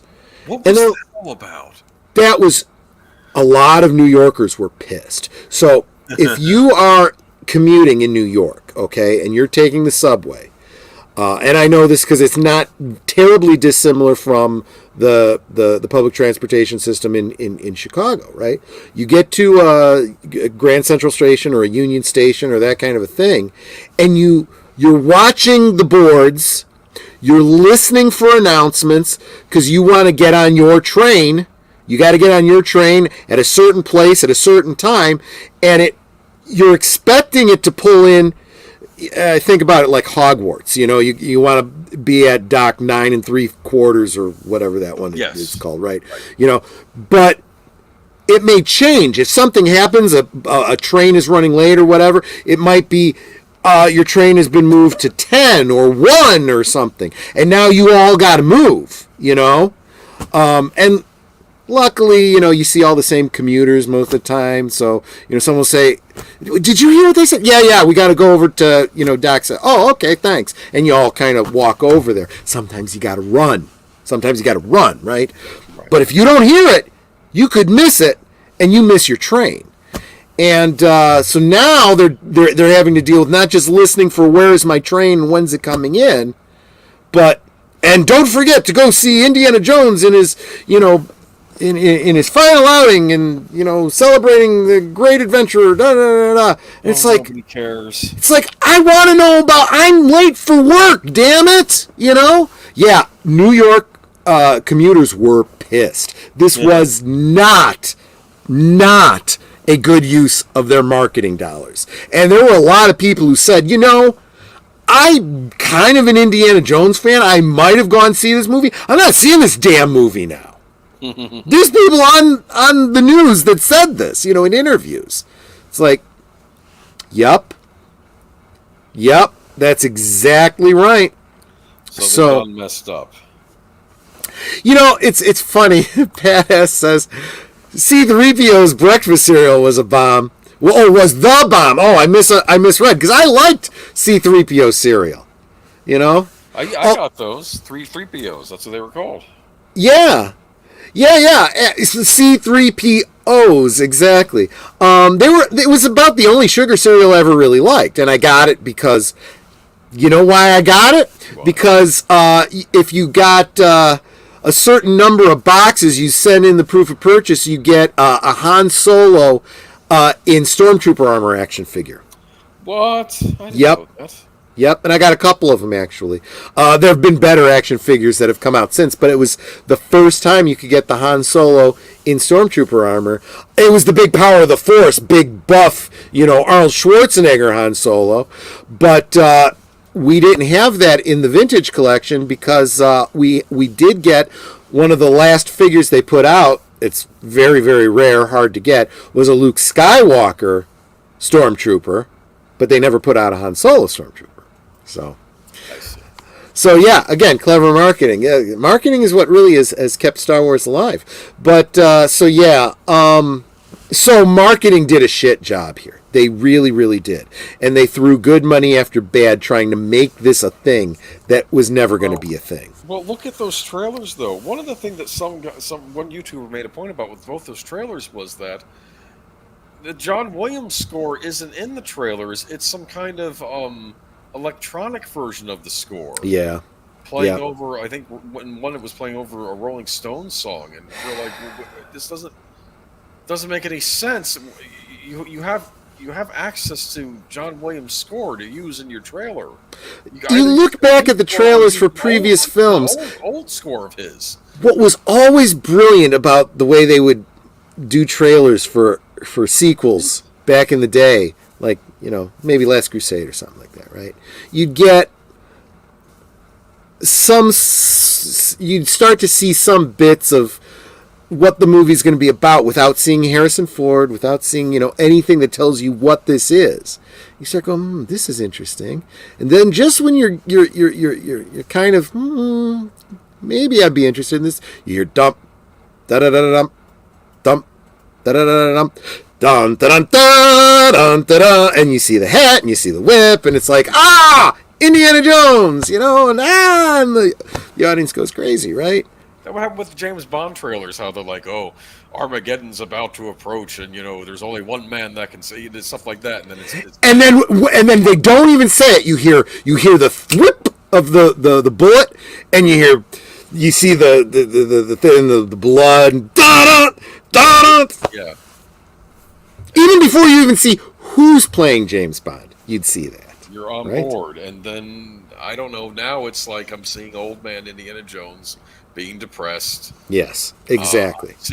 You see him carrying his box, sitting on the train car next to the kid with the Martian hat and whatnot. It's like, how am I supposed to feel? Again, I haven't seen this movie, but how am I supposed to feel?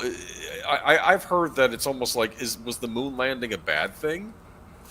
Is that what the movie's trying to say? That the space age stuff. I see what you did there, Pat S. The Luke Skywalker Stormtrooper was a little short. I see what you did there. Yeah. No, that's just it. It's very easy for the average person to look at this and go, What the hell is wrong with you? What are you thinking? What about this do you think would make me want to see this? And again, it's this arrogance.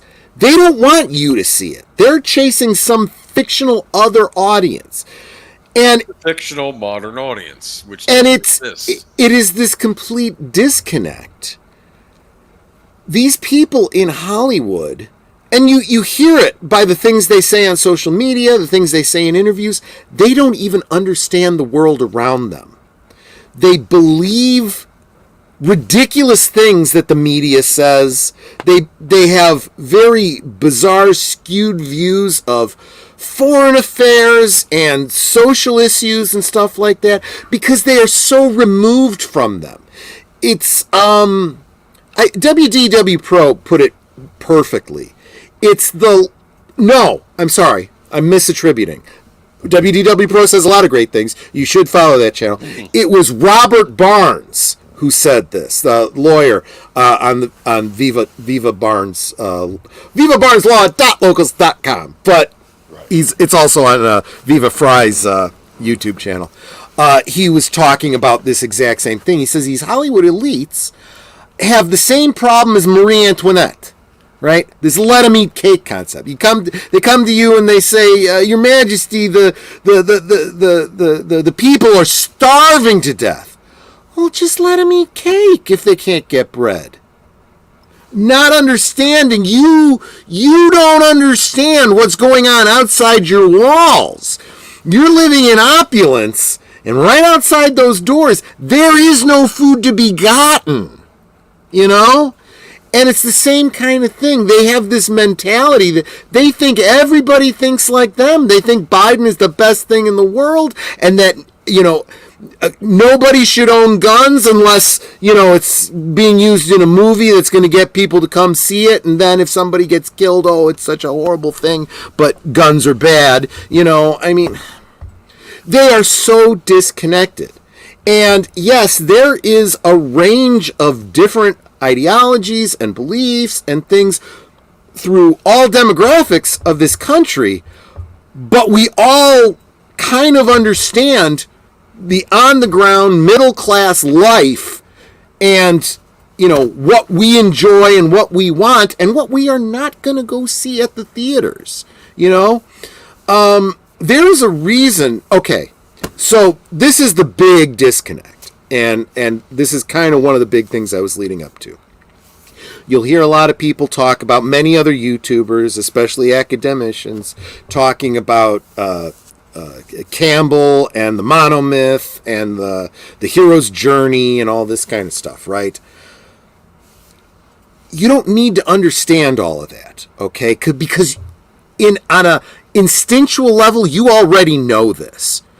When you look at a movie and you see a story that inspires you, and you see a movie that preaches at you or is boring and means nothing to you, you understand these things, okay? This is not something new that came up in the past 200 years, okay? This, and I say 200 years because, we're going back to, Freud and archetypes and so on and so forth. These are learned academicians who have observed natural occurring things and codified them and described them in textbooks. But we understand these things instinctually, right? We are inspired by heroes. We immediately dislike villains, right? We know that the best villains are the ones that are not born powerful yesterday, but have some sort of an arc they have to go through. They've got to start out struggling and achieve and overcome. You hear people talking about, I want to see myself in these films, right? Yeah. When you want to see yourself in these films, it's not because you want to see a white guy. Like I've said many times, I don't need to see a fat, bald white guy in order to associate with that character, right? Yes. I love seeing someone like Henry Cavill as the hero because the only thing we have in common is we're male and white, but I'd like to imagine I could be looking like that, right? Yeah. Much better looking. Well, thank you, sweetheart. But the reality is, those are not the things that I want to see in myself. What I see in Superman isn't even Superman. It's Clark Kent, right? This kid that grew up on a farm. Yeah. He's an orphan who is taken in by loving parents, right? Who raised him as their own.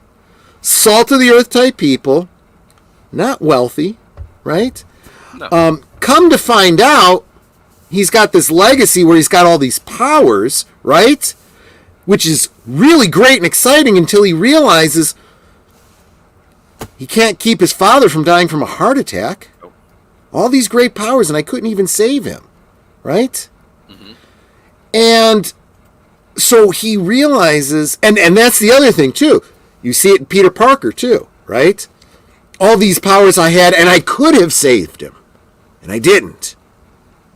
With great power comes great responsibility. So I gotta... And so what do? They literally...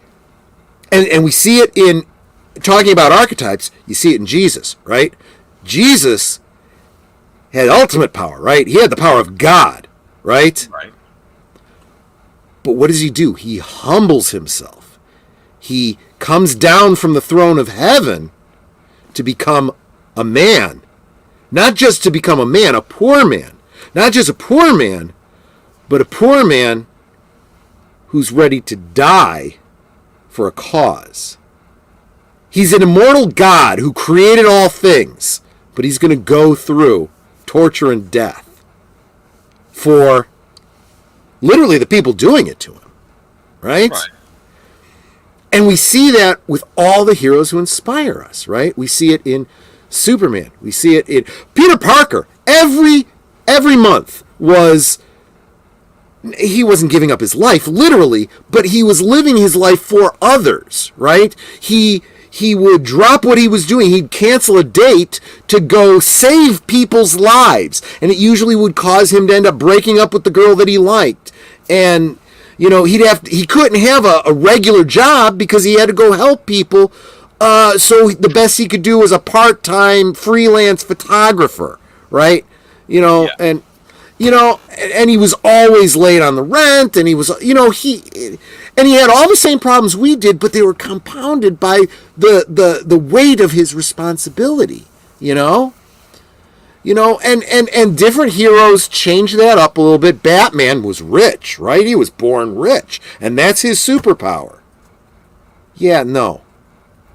See, that would be great if he enjoyed his wealth. He doesn't. It's just another tool. It's a tool in his arsenal.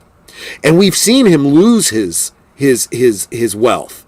And so we've seen what Batman can do without his wealth. That was the one thing that I probably hated the most about the Snyderverse was, that's, what's your superpower? I'm rich. Number one, Bruce would never say that. Okay? That was Joss Whedon who wrote that line, most likely. I don't give a crap. It doesn't matter who it is. I'm kind of indicting all of Hollywood with this kind of stupid writing, okay? And not understanding. But he literally loses his parents, shot dead in front of him, right? Raised by his butler. He's got all this wealth, but he's traumatized. He spends his life, and what does he vow? I am going to become this avenging angel so that no one else ever has to go through what I went through. And Alfred is always like, you need to eat. You need to, take some time for yourself. Maybe think about getting married or something. He's, as a father would, who's concerned about his son, right? No. All he cares about is the mission, because this is him giving up his life for others. This inspires people on a very visceral, very instinctual way. Look at soldiers. We always talk about, thanking people for their service. Do we ever really think about what it means? What their service really is? Right. Because I'm telling you, any soldier who's seen combat, they don't usually come back. At least not the same person that went. You know, there are huge sacrifices made in defense of, and you can argue any given conflict, whatever the politics are of it, whether we should be there and whether we shouldn't, doesn't matter. In their mind, they are going to fight this battle for their country, and when they're thinking their country, they're thinking all the people they love that they leave behind. Right. You know, they are literally giving their lives, whether they physically come back or not, you know, because they don't come back the same. And I know plenty of guys. Every single person that I know that ever served, from my great uncles who served in World War II to buddies that served in the Gulf conflict, they'll tell you, you don't come back from combat the same. I don't say war because apparently we don't declare war anymore. They're all police actions because they want to get around the Constitution. But yeah, so we've obviously been talking about you from time to time throughout the stream, Michael. Exactly. Superman, Luke Skywalker, Robin Hood, Pauly Shore in Son-in-Law. You know, heroes. You know, it's kind of... Pauly Shore. I've heard in a while. There's actually something in that, too. You look, it doesn't have to be these life and death, you know, weight of the world type situations. The comedy... the romantic comedies even, right? You see the dumpy looking guy, you know, who's in love with the pretty girl, and, you know, against all reason they end up together. Why? Because, you know, she wasn't as interested in his looks as she was interested in, you know, some element of his character. Gee, that sounds familiar. Why does that sound familiar to me, Netter? Exactly. You know, I mean, that's, you know, so when I see what's his name, Adam Sandler film or something like that, I'm like, I can relate to that too. I'm not a tall, thin Jewish kid, but, you know, I'm kind of dumb myself, and, you know, I get the outrageously attractive girl for, I guess, because I'm funny. You know, I mean, it really does happen. But yeah, this is the kind of representation we want, and it's what we've had forever, right? And we don't want deconstruction. We just want the stories we want. If you want our money, you need to keep giving us the things we want. We don't want to see Superman killed and not come back, and for no reason. Right? Not because he sacrificed himself to save Metropolis, but because he tripped over a green rock and died. You know, that's why. You know, or you know, Captain America's drowned in a toilet while he's in prison or something. Yeah, exactly. Han Solo stabbed by his son and thrown off of a balcony. You know, I mean, I've heard a lot of people and this was another one of those things. I saw this and I knew this. There was something in this that I didn't like until, you know, people like Script Doctor points out, yeah, that's a villain's death. The villain's death is, you know, you kill him and push him off the cliff. The hero's death is he dies in the arms of a loved one, or, you know, he survives just long enough to be found by someone to get a last word in or something like that, and it means something, right? Look at Tom Hanks's character from Saving Private Ryan, right? You know, he dies, and all he says is, you know, make this mean something, make it worth it. Yeah. You know, that's huge. That's big. That's a heroic thing. You know, and you were talking earlier about how you can do comedy even in a serious situation. That's a perfect scene, right? Because he's dying. He knows he's dying, and there's this tank coming at him. What does he do? He pulls out his sidearm, starts shooting at it, and he knows. There's no way he's going to hit the 1 in a billion shot that it goes like right through a little, you know, viewfinder and hits somebody and stops it. He knows he's going to die, but what else is he going to do? he's just going to go down fighting. And then he pulls the trigger, and then kaboom! It blows up, and he looks at his gun like, the hell? Well, it's because the airstrike was coming in, right? You know? Right. So, and these kinds of things, you know, do happen in the real world. It's like, holy crap, you know? But, and it's a little funny, but it doesn't change the fact that this is still a very, very serious scene, you know? But the other point is the whole film has to start somewhere, lead up to something, and then get you to the thing that it's leading up to. And these films that are being shot and then test marketed and then find that they suck, and then they go back to the drawing board and they change some things and they edit something, they do a new ending, it becomes such a Frankenstein. There's no way you get that, you know, arc of story. It becomes very, very jarring. This is why with this movie we're hearing, oh, the first 20 minutes was really good. It was like, just a good Indiana Jones film. I wish the movie had just been that. Like all taking place on the train, and, you know, that's interesting, instead we get Phoebe Waller-Bridge's character, and I think the issue with her is that she's not really well known outside of an Amazon series that was only like 12 episodes, and that's all she's known for. And how many people have watched this show or even know it exists? The general audience, I don't. It's a very, very specific, you know. I mean, it's a smaller sub-segment of viewers than Indiana Jones fans, really. Yes. So they're literally jettisoning Indiana Jones fans for whatever these people are. I don't know. I don't understand why they didn't pick a more well-known leading lady like a Scarlett Johansson, or even like in the latest Mission Impossible, a Haley Atwell, or someone like that. Actresses that the fans know who they are. I don't think anybody knew who Phoebe Waller-Bridge was. She was in Solo as that annoying android, but it was only her voice in that movie. Yeah. So. I didn't see Solo either, so I can't really speak to that either.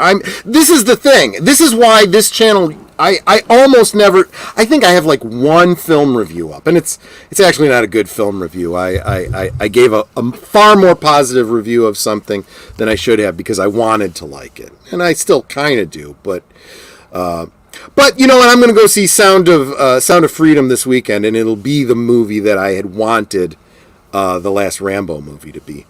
Right. Retro Blasting says the train scene is overrated, but I will hold my rationale until my review is finished. Well, I'll look forward to that. I don't know. I haven't seen it myself. Yeah, neither one of us have seen it. We don't have any intention to see it. Everyone online was raving about. Yeah, what we meant was we're just kind of, you know, saying what other people have said, and it does sound like if there's anything to enjoy from that film, maybe that was it. It also goes back to what we were talking about earlier when I said they should just be doing, you know, and we talked about it with Michael when he was on with us, this idea that they should just have made it a serialized thing and gone back. And no, I don't think it has to be a de-aged Harrison Ford every damn time, but recast the role and just keep James Bonding it, you know? I mean... I'll say this, and people may disagree. You have the right to disagree with me. I'm thinking if they had to recast, I think John Krasinski could have worked. That's my own opinion. You can think I'm nuts, but he's been playing Jack Ryan, which was another Harrison Ford role, and he's been playing Jack Ryan fairly well on Amazon. And, Yeah. Not just him from The Office anymore. I think maybe that could have worked. I mean, look, I have these conversations with people all the time, you know, the fan casting of these things, but at the same time, I always walk away from those conversations saying, who is the best Superman? Christopher Reeve. Right. And who would have cast Christopher Reeve before Superman? Nobody knew who Christopher Reeve was. You know, he needed to be cast to become Superman for you to be able to look back on him and say he was perfectly cast. So, personally, I think if you're going to cast Indiana Jones, you know, it could be... sure. It could be someone that you know the fans are saying would be good, but it might be better off to just get an unknown. who is just really good. You know, maybe have someone go to an audition, you know, and play the role and impress the hell out of the director and say, he's our guy. Let's do that guy. Yeah. Well, I like the recent casting announcement for Lois Lane. I mean, I don't know how I'm going to feel about this Superman Legacy movie when it comes out, but I think she is a spot-on Lois Lane, the actress they've cast. The one from Marvelous Mrs. Maisel, maybe. But I think I'm starting to understand your humor, Pat S. He says, Sound of Freedom or Barbie for me this weekend. It depends on what theater has air conditioning working. I suspect that's tongue-in-cheek. I suspect he's referencing... Yeah. I think I see where you're coming from there, Pat S. If that's the case, I agree. But yeah, definitely. But, you know, joking aside, I'm going to see it this weekend, and I don't care if I have to sit in an 80-degree theater. I will see that movie. Sound of Freedom. Yeah, that'll be a future stream discussion, I think. If you're yeah. Yeah. Yeah, I mean, it is a interesting. Well, it's. I've already seen a lot of. The movie handles a very tough subject matter well. That's what I'll say. Okay. Yeah. That's what I've heard, and you know, I've seen a lot of the documentaries about it and whatnot. Right. The CBS News coverage of the incident, like back when it happened and whatnot. I mean, this is, you know, yeah. This is good stuff. This is inspirational stuff. There's a reason that this movie is doing as well as it is. And go ahead. Oh no. Well, I'll say this. I think maybe this movie and others before it, like Deepwater Horizon, Patriot Days, doing movies maybe about real events and real heroism could be a path forward, like in American history, doing these different figures and stuff. Yeah, but. Okay, wait a minute. Saw Mission Impossible 7 today. I was almost tricked. The first few minutes made me probably think this is going to be the best since the original film. Curses! Nope. Okay. Well. You know, you saw it, didn't you, Boomer? Yeah, but you're talking to a guy who loves Ghost Protocol, which I know some people hate as Mission Impossible movies. What number was that? What? That was what number? 4. That was Mission Impossible 4. Okay. Because from what I've heard, and it wasn't just you, Michael, who said this. I've heard a bunch of fans say that they loved the first movie, they hated the second movie, so they never went back and saw any of the rest. No, well, the thing about it is, though, and some guy made a point in one of his reviews, I forgot who I was watching, that the idea behind the Mission Impossible movies was that you were going to get a different director each time, so each of the movies was going to have a different feel to it anyway. So they got John Woo for part 2. They got J.J. Abrams for part 3. Did you know that? Well, in fairness, you know, when that film was done, he was the shit back then, so and I guess I could see. To be fair, Mission Impossible 3 had a great villain, and Philip Seymour Hoffman played the villain in that movie. He was terrifying in that movie. Yeah. One other thing, he like creepy sleaze very well, and he was scary as the villain. Oh, yeah. One other thing I wanted to say about this, though, is here's another great, you know, and you know, I'm just going to take Michael at his word because, you know, I trust him, and he knows Mission Impossible way better than I do. I think I've admitted to you I haven't even actually seen the first one all the way through, so yeah. You get to the tunnel scene. I have not seen the tunnel. I've seen clips of it. The tunnel scene is what when you get up to that part. I was sort of on the fence. So I think when I got to that tunnel scene, that won me over. I thought that was an incredible action scene at the end with the. Gotcha. I'm not to say what else happens if you haven't seen it. Would be bother to go back. Sure. Yeah. But Mission Impossible has fans that have watched it. You know, all 7 movies. But I can see. There is an argument to be made that these movies are adventure films that they're trying to make to a mass market audience. So even if it's not the best thing since sliced bread, and even if it's not, the fans aren't really loving it, it's still doing well, not because of diehard fans, but because enough people across the spectrum want to go see it. And if you want to go to the theater, what else are you going to go see right now? It's been an awful summer. I'm actually a little livid because it's like are you training me not to want to go to a theater, Hollywood, and go see your movies? Because that's what it feels like. If the trailers I was seeing were more interesting, I think, than a lot of movies I've seen lately. I think Last Voyage of the Demeter, which I'd heard rumors about, I didn't know that was coming out in August. That's a Universal Studios Dracula picture. That, yeah, see, I think I probably would have pushed that to October, don't you? Yeah, probably. That would have and then done the marketing all around that. It just seemed like an interesting concept. Yeah. It will work in the final thing, but I thought it was interesting. What else? Napoleon. They're doing a biopic of Napoleon with Joaquin Phoenix. That looked interesting.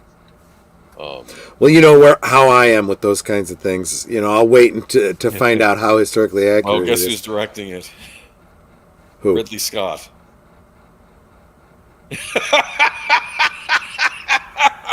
You think he's going to play fast and loose with historical facts? Well, I mean, but who's writing it? See, that's that's where it comes down. I mean, the director isn't going to have that much impact on the historical accuracy of the film. That's more the writer. But that's why I'm holding off on Oppenheimer too. I'm waiting to hear, with these historical films, it needs to be more than just, oh, it was a good movie. Great cinematography, great drama. No, I need it to be historically accurate. If you're telling a historical story with real people, you've got to honor those people. Well, it's Christopher Nolan. Do you like his track record? Well, and see, this is what I said. I've gone on and on about Dunkirk, and I think he tied his hands together by refusing to use any CG. I think that beach scene would have been way better if you'd have been able to see all the people on the beach. But that aside, he did a great job with the rest of it. And, the historical inaccuracies were so minor, I could totally forgive him. It's one of the better, coverages of that. As I recall, there was he played fast and loose with the timeline of the Winston Churchill speech. But that's fine. It when you're trying to condense everything down into a 2-hour movie, sometimes. But yeah, so that if that is the example, and that's what we're going to get with Oppenheimer, I'm all for that. I've been hearing some people saying that's not what we're going to get this time around. I don't know how to reconcile that in my mind. I look at the past history, I want to go with the past history. But before I drop my, I don't know what is $20 or whatever at the theater, I will wait to see. And, if I get the word, I see, this is the kind of thing, even if someone says, oh, it was kind of boring, it wasn't really well paced, but it was historically accurate, I'll go see it. It's like, Yeah, we'll see. But yeah, so that a great cast, I'll say that for it. But yeah. But that I think I hit all the points that I wanted to cover, and again, we used Indy as a vehicle here, but this is all very generalizable. Oh, I'm sorry. There was one last point that I wanted to make, and it's this mentality of writing for the streaming service, right? So and there's a lot of things that go into it. It's not as simple as just the greedy company trying to cut out the movie theaters and come give me your money on my proprietary paywall system here. There is that element. I'm not discounting that, but there's also the level of there was the lockdowns and the COVID and the thing and all of that, and how do we get these movies out there? What I was saying about the points and the clock ticking on having to pay back loans on a movie that isn't going to theater and is getting pushed back and pushed back and pushed back. Well, at least if we put it on stream, maybe it brings in more subscribers. It was a Hail Mary at the time that clearly has not paid off. It clearly hasn't. It is diminishing returns. You are not making back a return on the investment in these shows that you're making. You know, whether it's a movie or a series or whatever. But they're churning them out in the TV format, even movies.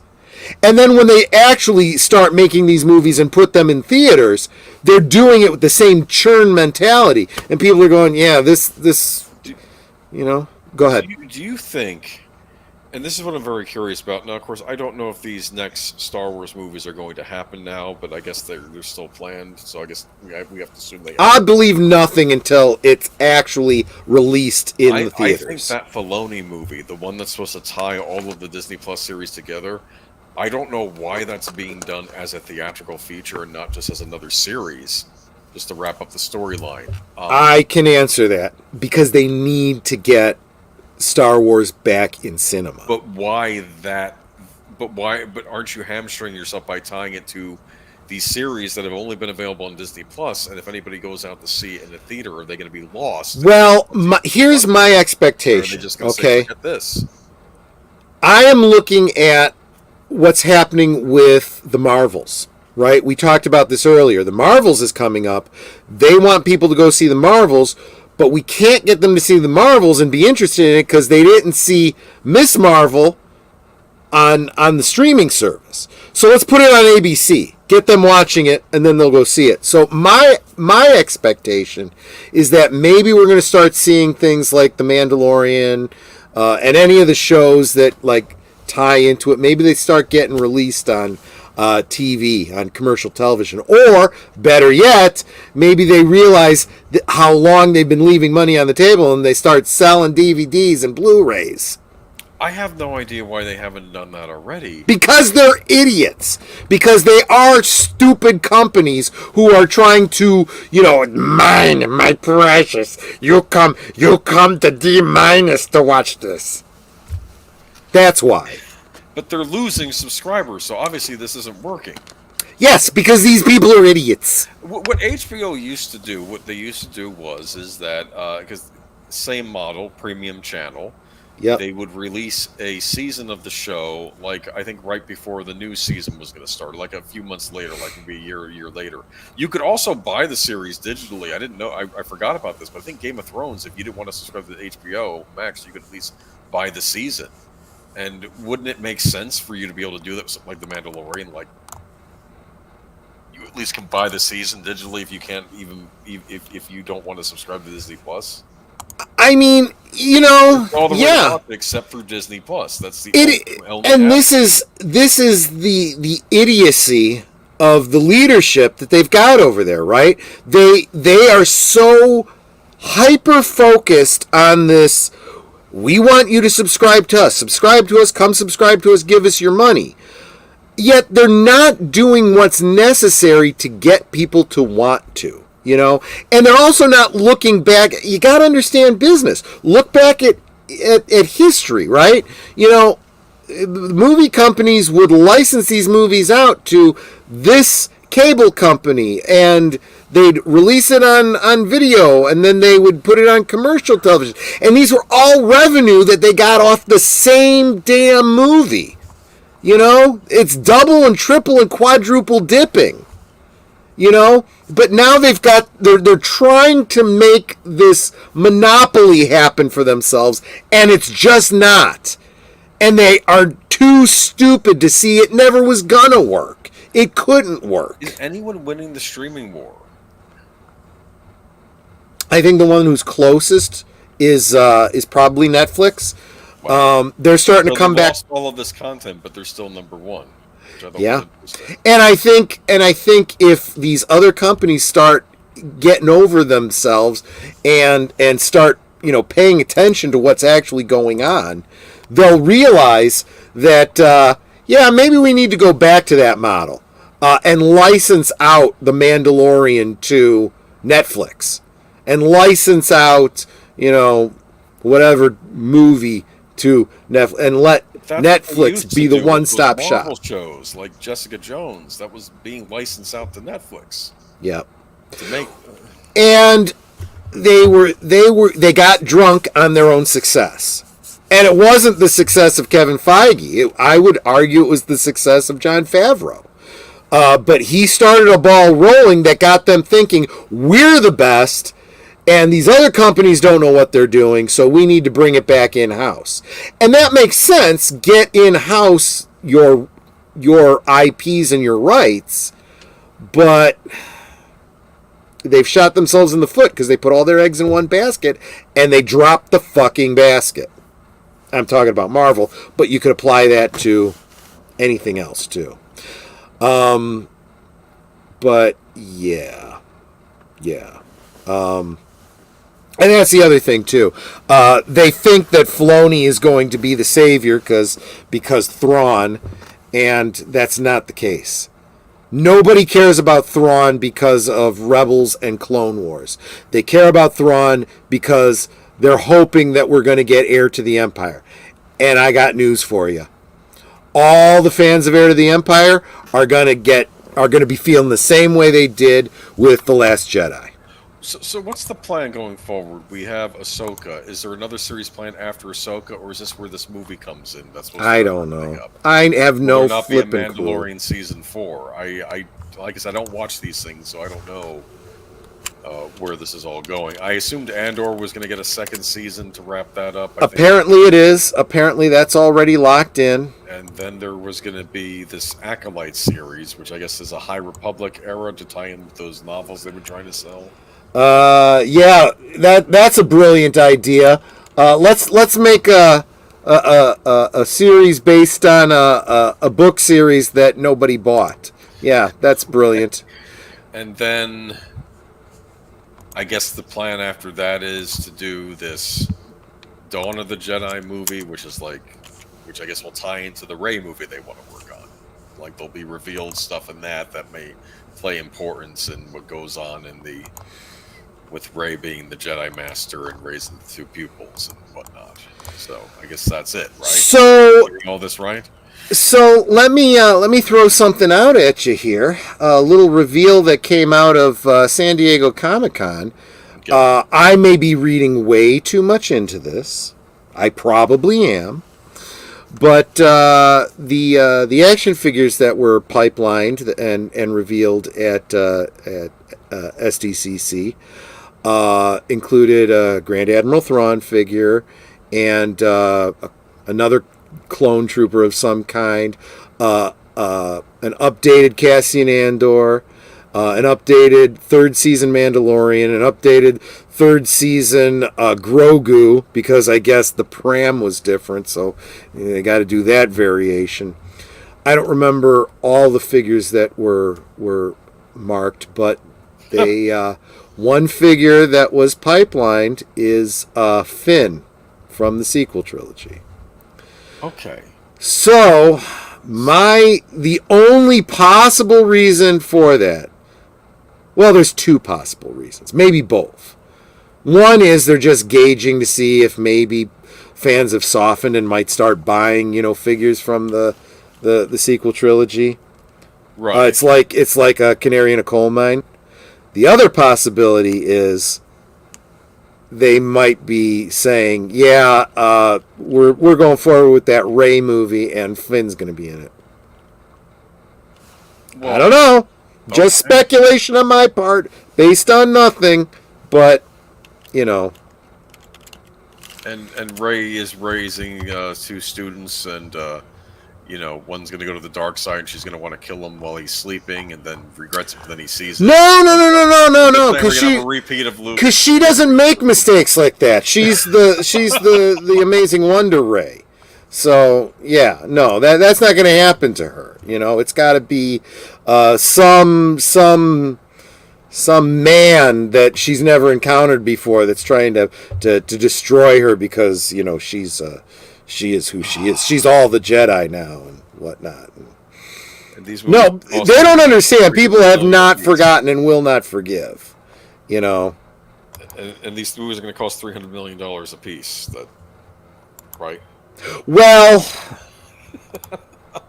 possibly, but I'll tell you, you know, a lot of people are saying that that the rumors are, no, this has to change. They've got to, you know, I don't know, but rumors be damned. The reality is, these budgets have to change. They have to change. We cannot keep doing this. This is how you lose money. This is how you go out of business. When you find yourself in a situation selling off a third of your company because you have no money to keep going, you know. And that's all Lucasfilm has left is Star Wars, because they buried Indiana Jones now. Willow was a disaster, which I don't think we'll ever see again. Not that anyone was really clamoring for a sequel to Willow anyway. They could have made it good, and maybe people would have been clamoring. They could have just made it well, good. That is the truth of everything, right? Whatever property you own, if you do it well, what's the old Kevin Costner film, right? If you build it, they will come. Right? If you give the fans a story they will enjoy, they will come. Right? If you create a film franchise that engages families, children, then you can sell toys for years. If they had made a good Willow series that parents liked, that the kids liked, and they could start putting out toys for it, the kids would be buying those toys, and now that's more income like if there that had you been have. a Grogu type character they could have marketed. Absolutely. But no, that is not where these guys' heads are. So I don't know. I just don't know. These people are idiots, and they don't want to listen to us. So, you know, the only option is they go bankrupt, and that's what you call learning the hard way. You know, and whatever company buys up the pieces of Disney, hopefully will learn the lesson the easy way from their predecessors' mistakes, and there you go. That's what we hope. Well, Disney is going downhill. Warner Brothers, I think, will have a big success with Aquaman and the Lost Kingdom. So we have that to look forward to. I'm joking. Again, let's say just for the sake of it, let's just say, you know, give the benefit of the doubt. It's a great movie and everyone loves it, right? They've already put so much money into it. Again, remember when I was talking about taking out a loan to pay for the movie and the clock starts ticking? This movie has been put off for years. The points have added up so much.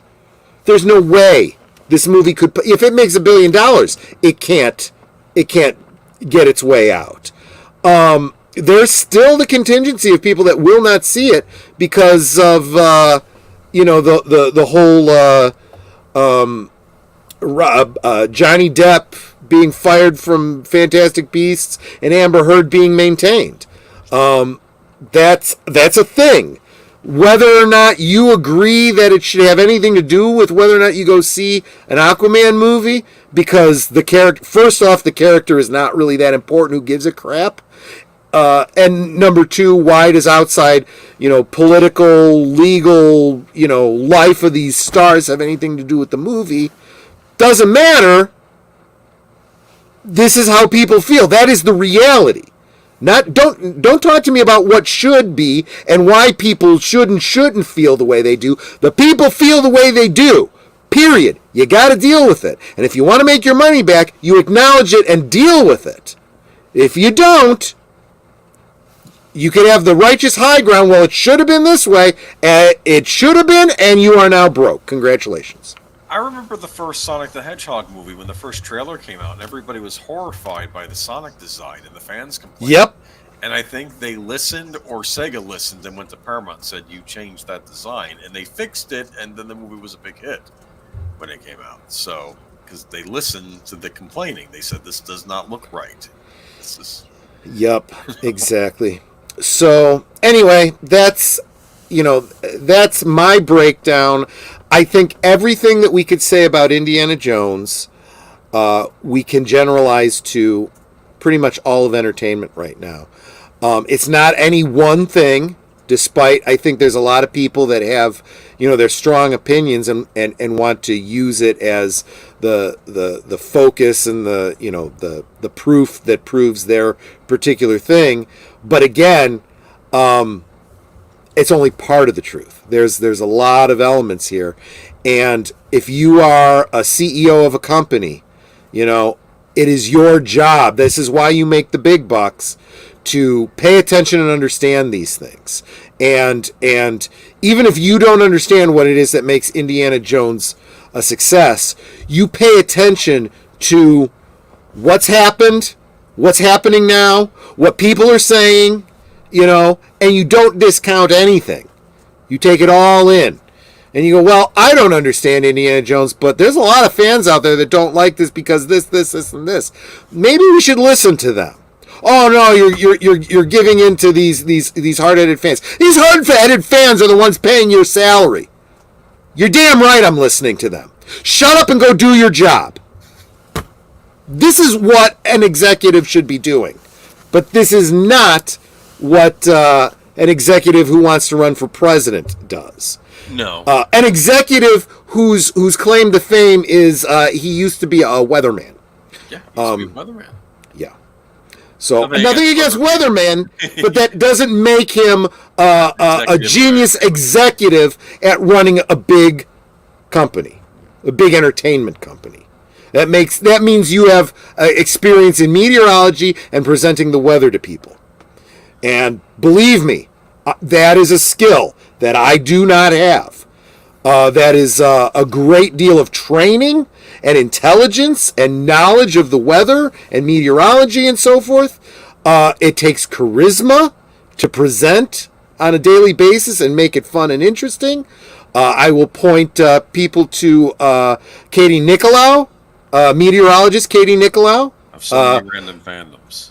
So Many Random Fandoms is her channel. And Orville Nation, she shows up on there too. And she's on Orville Nation a lot. She is an Emmy Award winning meteorologist, by the way. Just pointing that out. But does that mean she would be? Do you want more? Oh yes, please. I'm trying to be subtle about it. Well, but you're on the other side of the light, so I can't see you. Do you want more booze? Yes, I'll take more booze. Thank you. Oh my goodness. But I would not necessarily say that Katie would be my first choice to run Disney, for example. Although she couldn't do worse. I mean, she might actually be a step up, but then again, so would you, so would I. I'll say this too. But I still don't think any of us would be the best choice. I don't know any of these companies. I don't know about Sony. Sony's a mixed bag, but at least they seem to be doing under budget and they make profit on their movies. Yes, they're at least making some decent business decisions. They also don't have a streaming service, so they are making the money on the licensing out of what they do. Universal, I don't get excited by Universal too much these days. They must have done something. They're doing Oppenheimer. That's the movie they have coming out this summer. That's their, because they stole Nolan from Warner Brothers after Jason Killer wanted to do the day and date streaming stuff. Yeah. He's no longer with Warner Brothers, so now they have Zaslav, which I'm waiting for his big hit to come out. Like, Yeah. I mean, Zaslav is to me not any better than Chapek. We had great hope because we figured change has got to be good. It's got to be better than what was before, and the fact is, we still got idiots doing this. I mean, I'll give you this. I would make the argument that Zaslav is a little bit better than Iger, but not much better. Because we haven't seen the proof is in the pudding, right? And there has been no big success. You know, he said all the right things, but he hasn't made any moves. I have a question though. Chapek, overall opinion of the guy. I will sum it up in one word. It's one word that got me banned from a certain other YouTube channel. Okay. The guy is feckless. Yeah, okay. I said it then, I say it now, and it's only more demonstrable now than when I first said it. The last time we talked about Chapek, when he was having that conference where he just looked completely passionless in this conference, and then like a week or two later, he's fired. Yeah. That's what I noticed. He was just... Yeah, and here's the other thing. You got to stop reading into, oh, this person got fired, that person got fired. That means this is changing. That means that is changing. No, it doesn't. They're just scapegoats. They're scapegoats, and they're trying to make that bottom line look better. You always fire middle management to make try to make some numbers. You eliminate their salary, it looks better on the ledgers. If you can claim that they were the reason that this movie flopped and that movie flopped, so much the better. And again, remember, you're talking to investors. You're not talking to the fans that are paying close attention to this stuff. You know, that are not buying it, that see right through what you're doing. But actually, this isn't exactly where I wanted to go, but I'm going to give another shout out to Michael French over at Retroblasting. He's got a more recent video where he kind of tears apart, you know, executives and companies and their bad business decisions. I'd go check that one out too, because he covers it better than I have here. But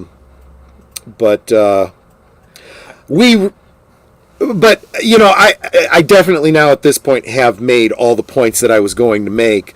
Was there any other points that you wanted to make on this particular topic that you think I may have missed? On Indy 5, I'm just saying, who was the audience for it? I don't think it had an audience, because And this goes back to what I was talking about, these entertainment people who have no clue.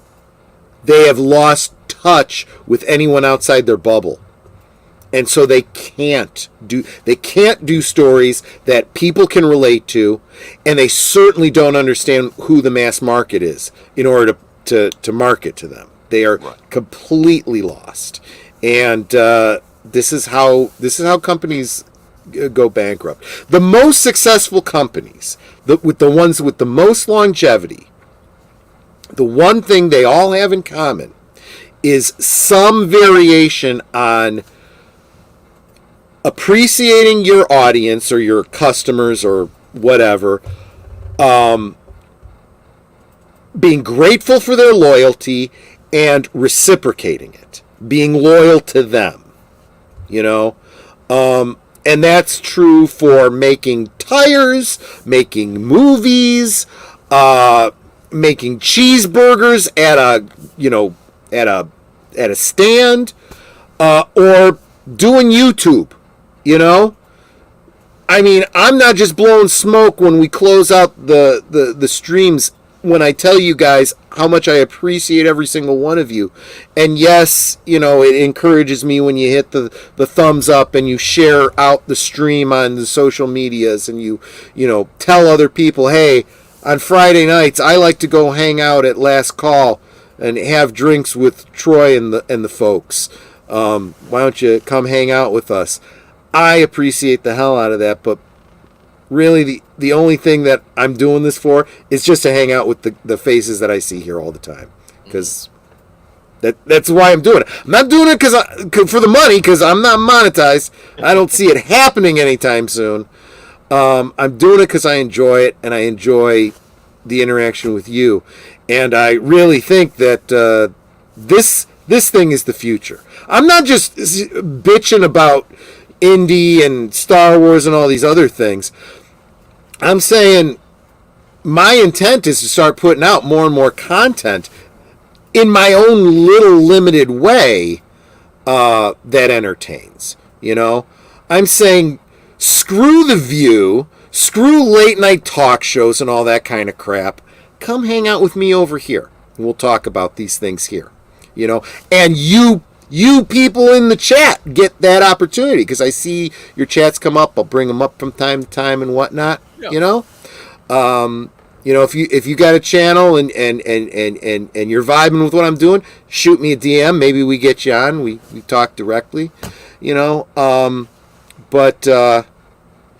yeah, I think that's it, and I think that's important to me too. Not just sitting here complaining. A lot of people can complain, you know. You turn YouTube into a megaphone to bitch and moan about the things you don't like. I do that, but then I'm also trying to, you know, lead by example, so to speak, in my own tiny, tiny little way. Speaking of, let's take a look at what we got coming up this week. So, Netter of Netters Network, what's going on tomorrow night? Tomorrow night, let's see, that would be Saturday. Not to confuse my two channels. Mm-hmm. So tomorrow on Netters Network Retro Cinema, we will be watching City of Angels. Yep, Nicolas Cage, Meg Ryan. So this is another one of those ones, right? This one is a romantic drama. It's the kind of movie that you probably won't be able to relate to in any literal way, but in a storytelling way, it's going to inspire you. I got to be careful. I don't want to give too much away. Come watch it with us. Netters Network tomorrow at 9 Central. I provide the if you because you may not have your own copy of it. I will provide the Cosme link so that you can watch off platform along with us if you've never seen the movie. I think you're gonna enjoy it. We'll talk about that tomorrow night. Yeah. Next thing that I know of that's coming up would be deleted scenes, unscripted, episode 23. Seven and the Ragged YouTuber. Looks like from the thumbnail he's going to be talking about Snow Off-White and the 7 hippies. That is tomorrow night at Sunday night, 7 Central, 8 Eastern, because it is the lead-in to this guy's channel, Geeky Geezers, at 8 Central, 9 Eastern. What are some of the things we'll be talking about on Sunday on Geeky Geezers? Well, oddly enough, not San Diego Comic-Con, but you can check out the pop stream that you were on with that, right? Yeah. Yes, do that, but I may mention a thing or two if anything interesting comes up. Like I didn't even realize what was going on this weekend, you know? But, yeah, and I could talk about it if you want to get into it. There is a lot of stuff to talk about. We have I talked yesterday on Pops about some of the exclusive promos and reveals that come up at San Diego Comic-Con. You expect this every year. And this year, a lot of the exclusives are, instead of you have to physically get, well, you do have to physically get to Comic-Con, but you can't buy the doodah there. You have to get a CR, what are they called, CR code or whatever those. What? You take a picture of it, and it takes you to a link so that you can order it online. Well, so you still can order it online, but you still have to be at Comic-Con to get the code to do that. Oh, that's oh no. Mm-hmm. That does not. Yeah. That kind of takes the romance out of the whole thing, right? We'll talk about the He-Man movie getting canceled. If I pay for it, I really want to frickin' have it and take it with me. I'm getting sick and tired of this pre-order concept. Hasbro does this all the time. A lot of companies are doing this. Pay me now, you'll get it next year. And I'm not even exaggerating. Anyway, I interrupted you. Also, the chatbot being used to finish Game of Thrones. We'll talk about that. I was just sharing that with you. I didn't know if you'd want to talk about that or not. About it briefly. That's kind of funny. I don't know. It is. It is available online. We'll give you the link tomorrow night or Sunday night. I haven't read it, so I don't know if there's anything to it. Telling you, I'm thinking George R. R. Martin's just going to throw his hands up and says, "He took all my ideas. I'm just done." Okay.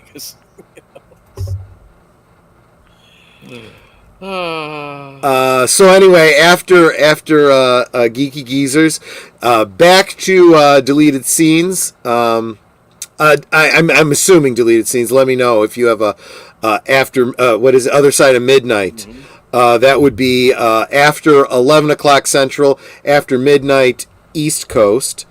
Kind of a smooth, mellow talk show that he's got going on over there on Sunday nights. I was on it last week. You were on it last week. Yeah. That was I stayed as long as I could. It was all really my deepest, darkest secrets. We just chat. Exactly. So that's Sunday, and I don't think we have anything going until Thursday. Am I right? Yeah, I don't think we're going to do anything with Birdman this week. I don't know if this is when he finally gets the. He goes in to get the procedure done, so hopefully that'll work out for him. Yeah, keep him in your prayers. That's he's having a rough time, but yeah. So that brings us around to Thursday things on Netter's Network. Netter? We have on Thursday, Baron Ormontage will be able to finally join us. After some misadventures the last time he was supposed to be on. Yep. And I do ask that you send prayers and well wishes for his wife because she's still having a little bit of an issue. Right. Yeah, that's it's been rough for him. Let me see if I can drop a link here. She just had to update the link. He felt really bad not being able to make it, but look, life happens, and I'm not saying that we're anything like professional, but we fake it real good, and we put on a show even if the guest can't be there. So that cool. And here is the link for Netter's stream on Thursday, and that brings us around to next Friday.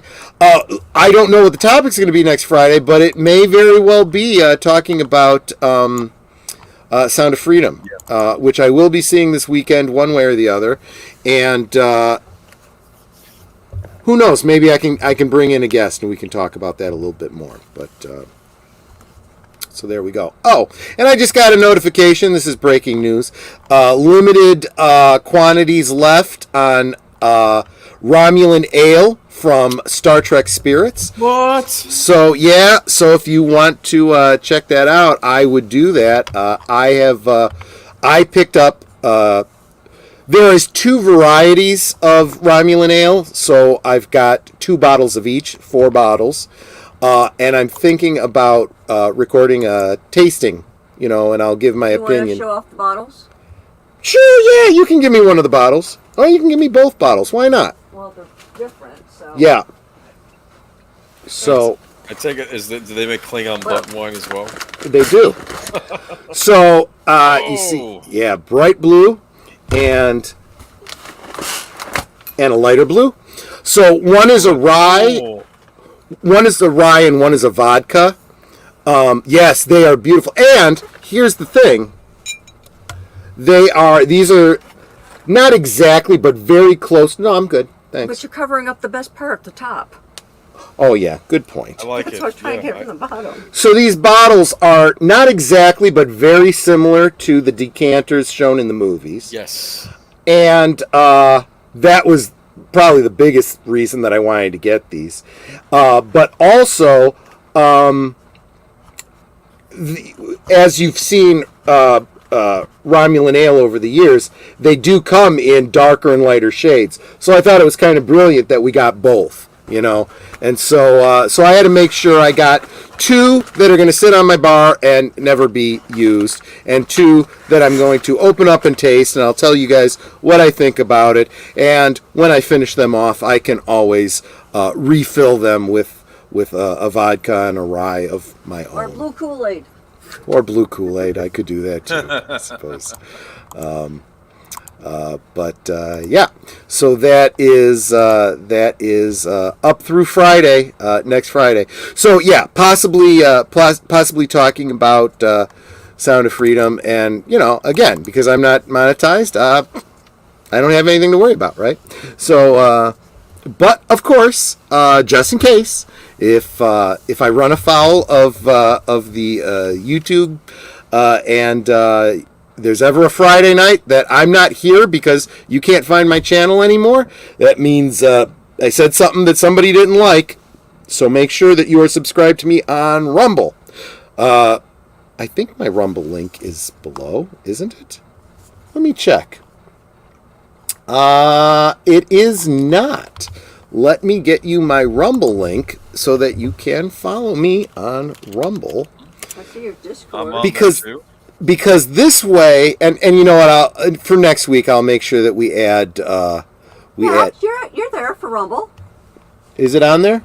Join the Discord and MeWe group. Right underneath that, be sure to follow me on Rumble. Discord. There. Oh yeah, be sure to follow me on Rumble. There it is. Thank you very much, Netter. I will, however, drop it into the chat just so that you have you're it. Blind. Because I'm blind and dumb. So I mean, there's that.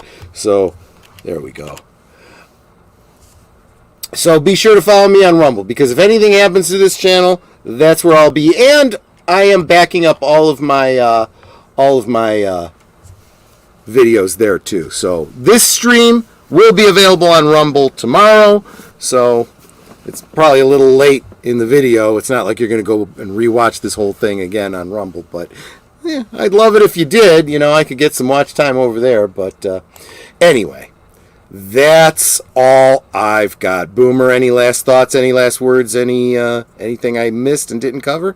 No, I think we got it. I think this basically closes the book on Indiana Jones, though, because I don't think Lucasfilm has any plans to make another movie, and I don't think they'll be, even if they did, they're not going to get the funding for it. So I think it's over. I agree. Oh, well, enjoy the classic trilogy. That's all I can say. And there's something to be said for that, right? Yeah. I mean, it's true. These, this is why we're doing the good old days, and we're talking about the shows that we used to love, the movies that we've seen that others might not have. That's why we do the rewatches and so forth, because there is plenty of entertainment that is already available to you that you may not even be aware of. So, and Netter, you want to take us out? Oh, God. Change where I'm sitting. Otherwise, people can't hear me. True. Okay. I guess you guys can hear me better now. Yep. Well, y'all know what I always say. Mm-hmm. We can talk amongst ourselves, and that's all well, good, and fun. But it is so much more fun when you guys are joining us in the chat, and you're dropping your comments and your questions and your trivia, or just being goofy or whatever it may be. And it doesn't feel like we're separated by miles or continents in some cases. It feels like we're all just hanging out in the same room, enjoying each other's company and having a great time. And you're not just our friends. You are our family. We love you guys. You can choose to be anywhere right now, and you choose to be here with us. And that is so super encouraging. So thank you so much for that. And we will definitely see you next time. Exactly. And make sure you're following each other. Deleted Scenes has up his Oppenheimer review. Definitely check that out. Give it a like, drop a comment, share it out with people, and do that with everybody that you see in the chat here. Make sure you go to their channels and hit subscribe. Same with everyone that's here. Those links are all below. I thank you. I thank every single one of you. You honestly, being here with you guys is what gets me through the week. It really is. That, well, and this. Thanks so much, everyone. Have a great one, and I hope to see you on the next one. Take care. Good night, ladies. Good night, sir. Hit it, sweetheart.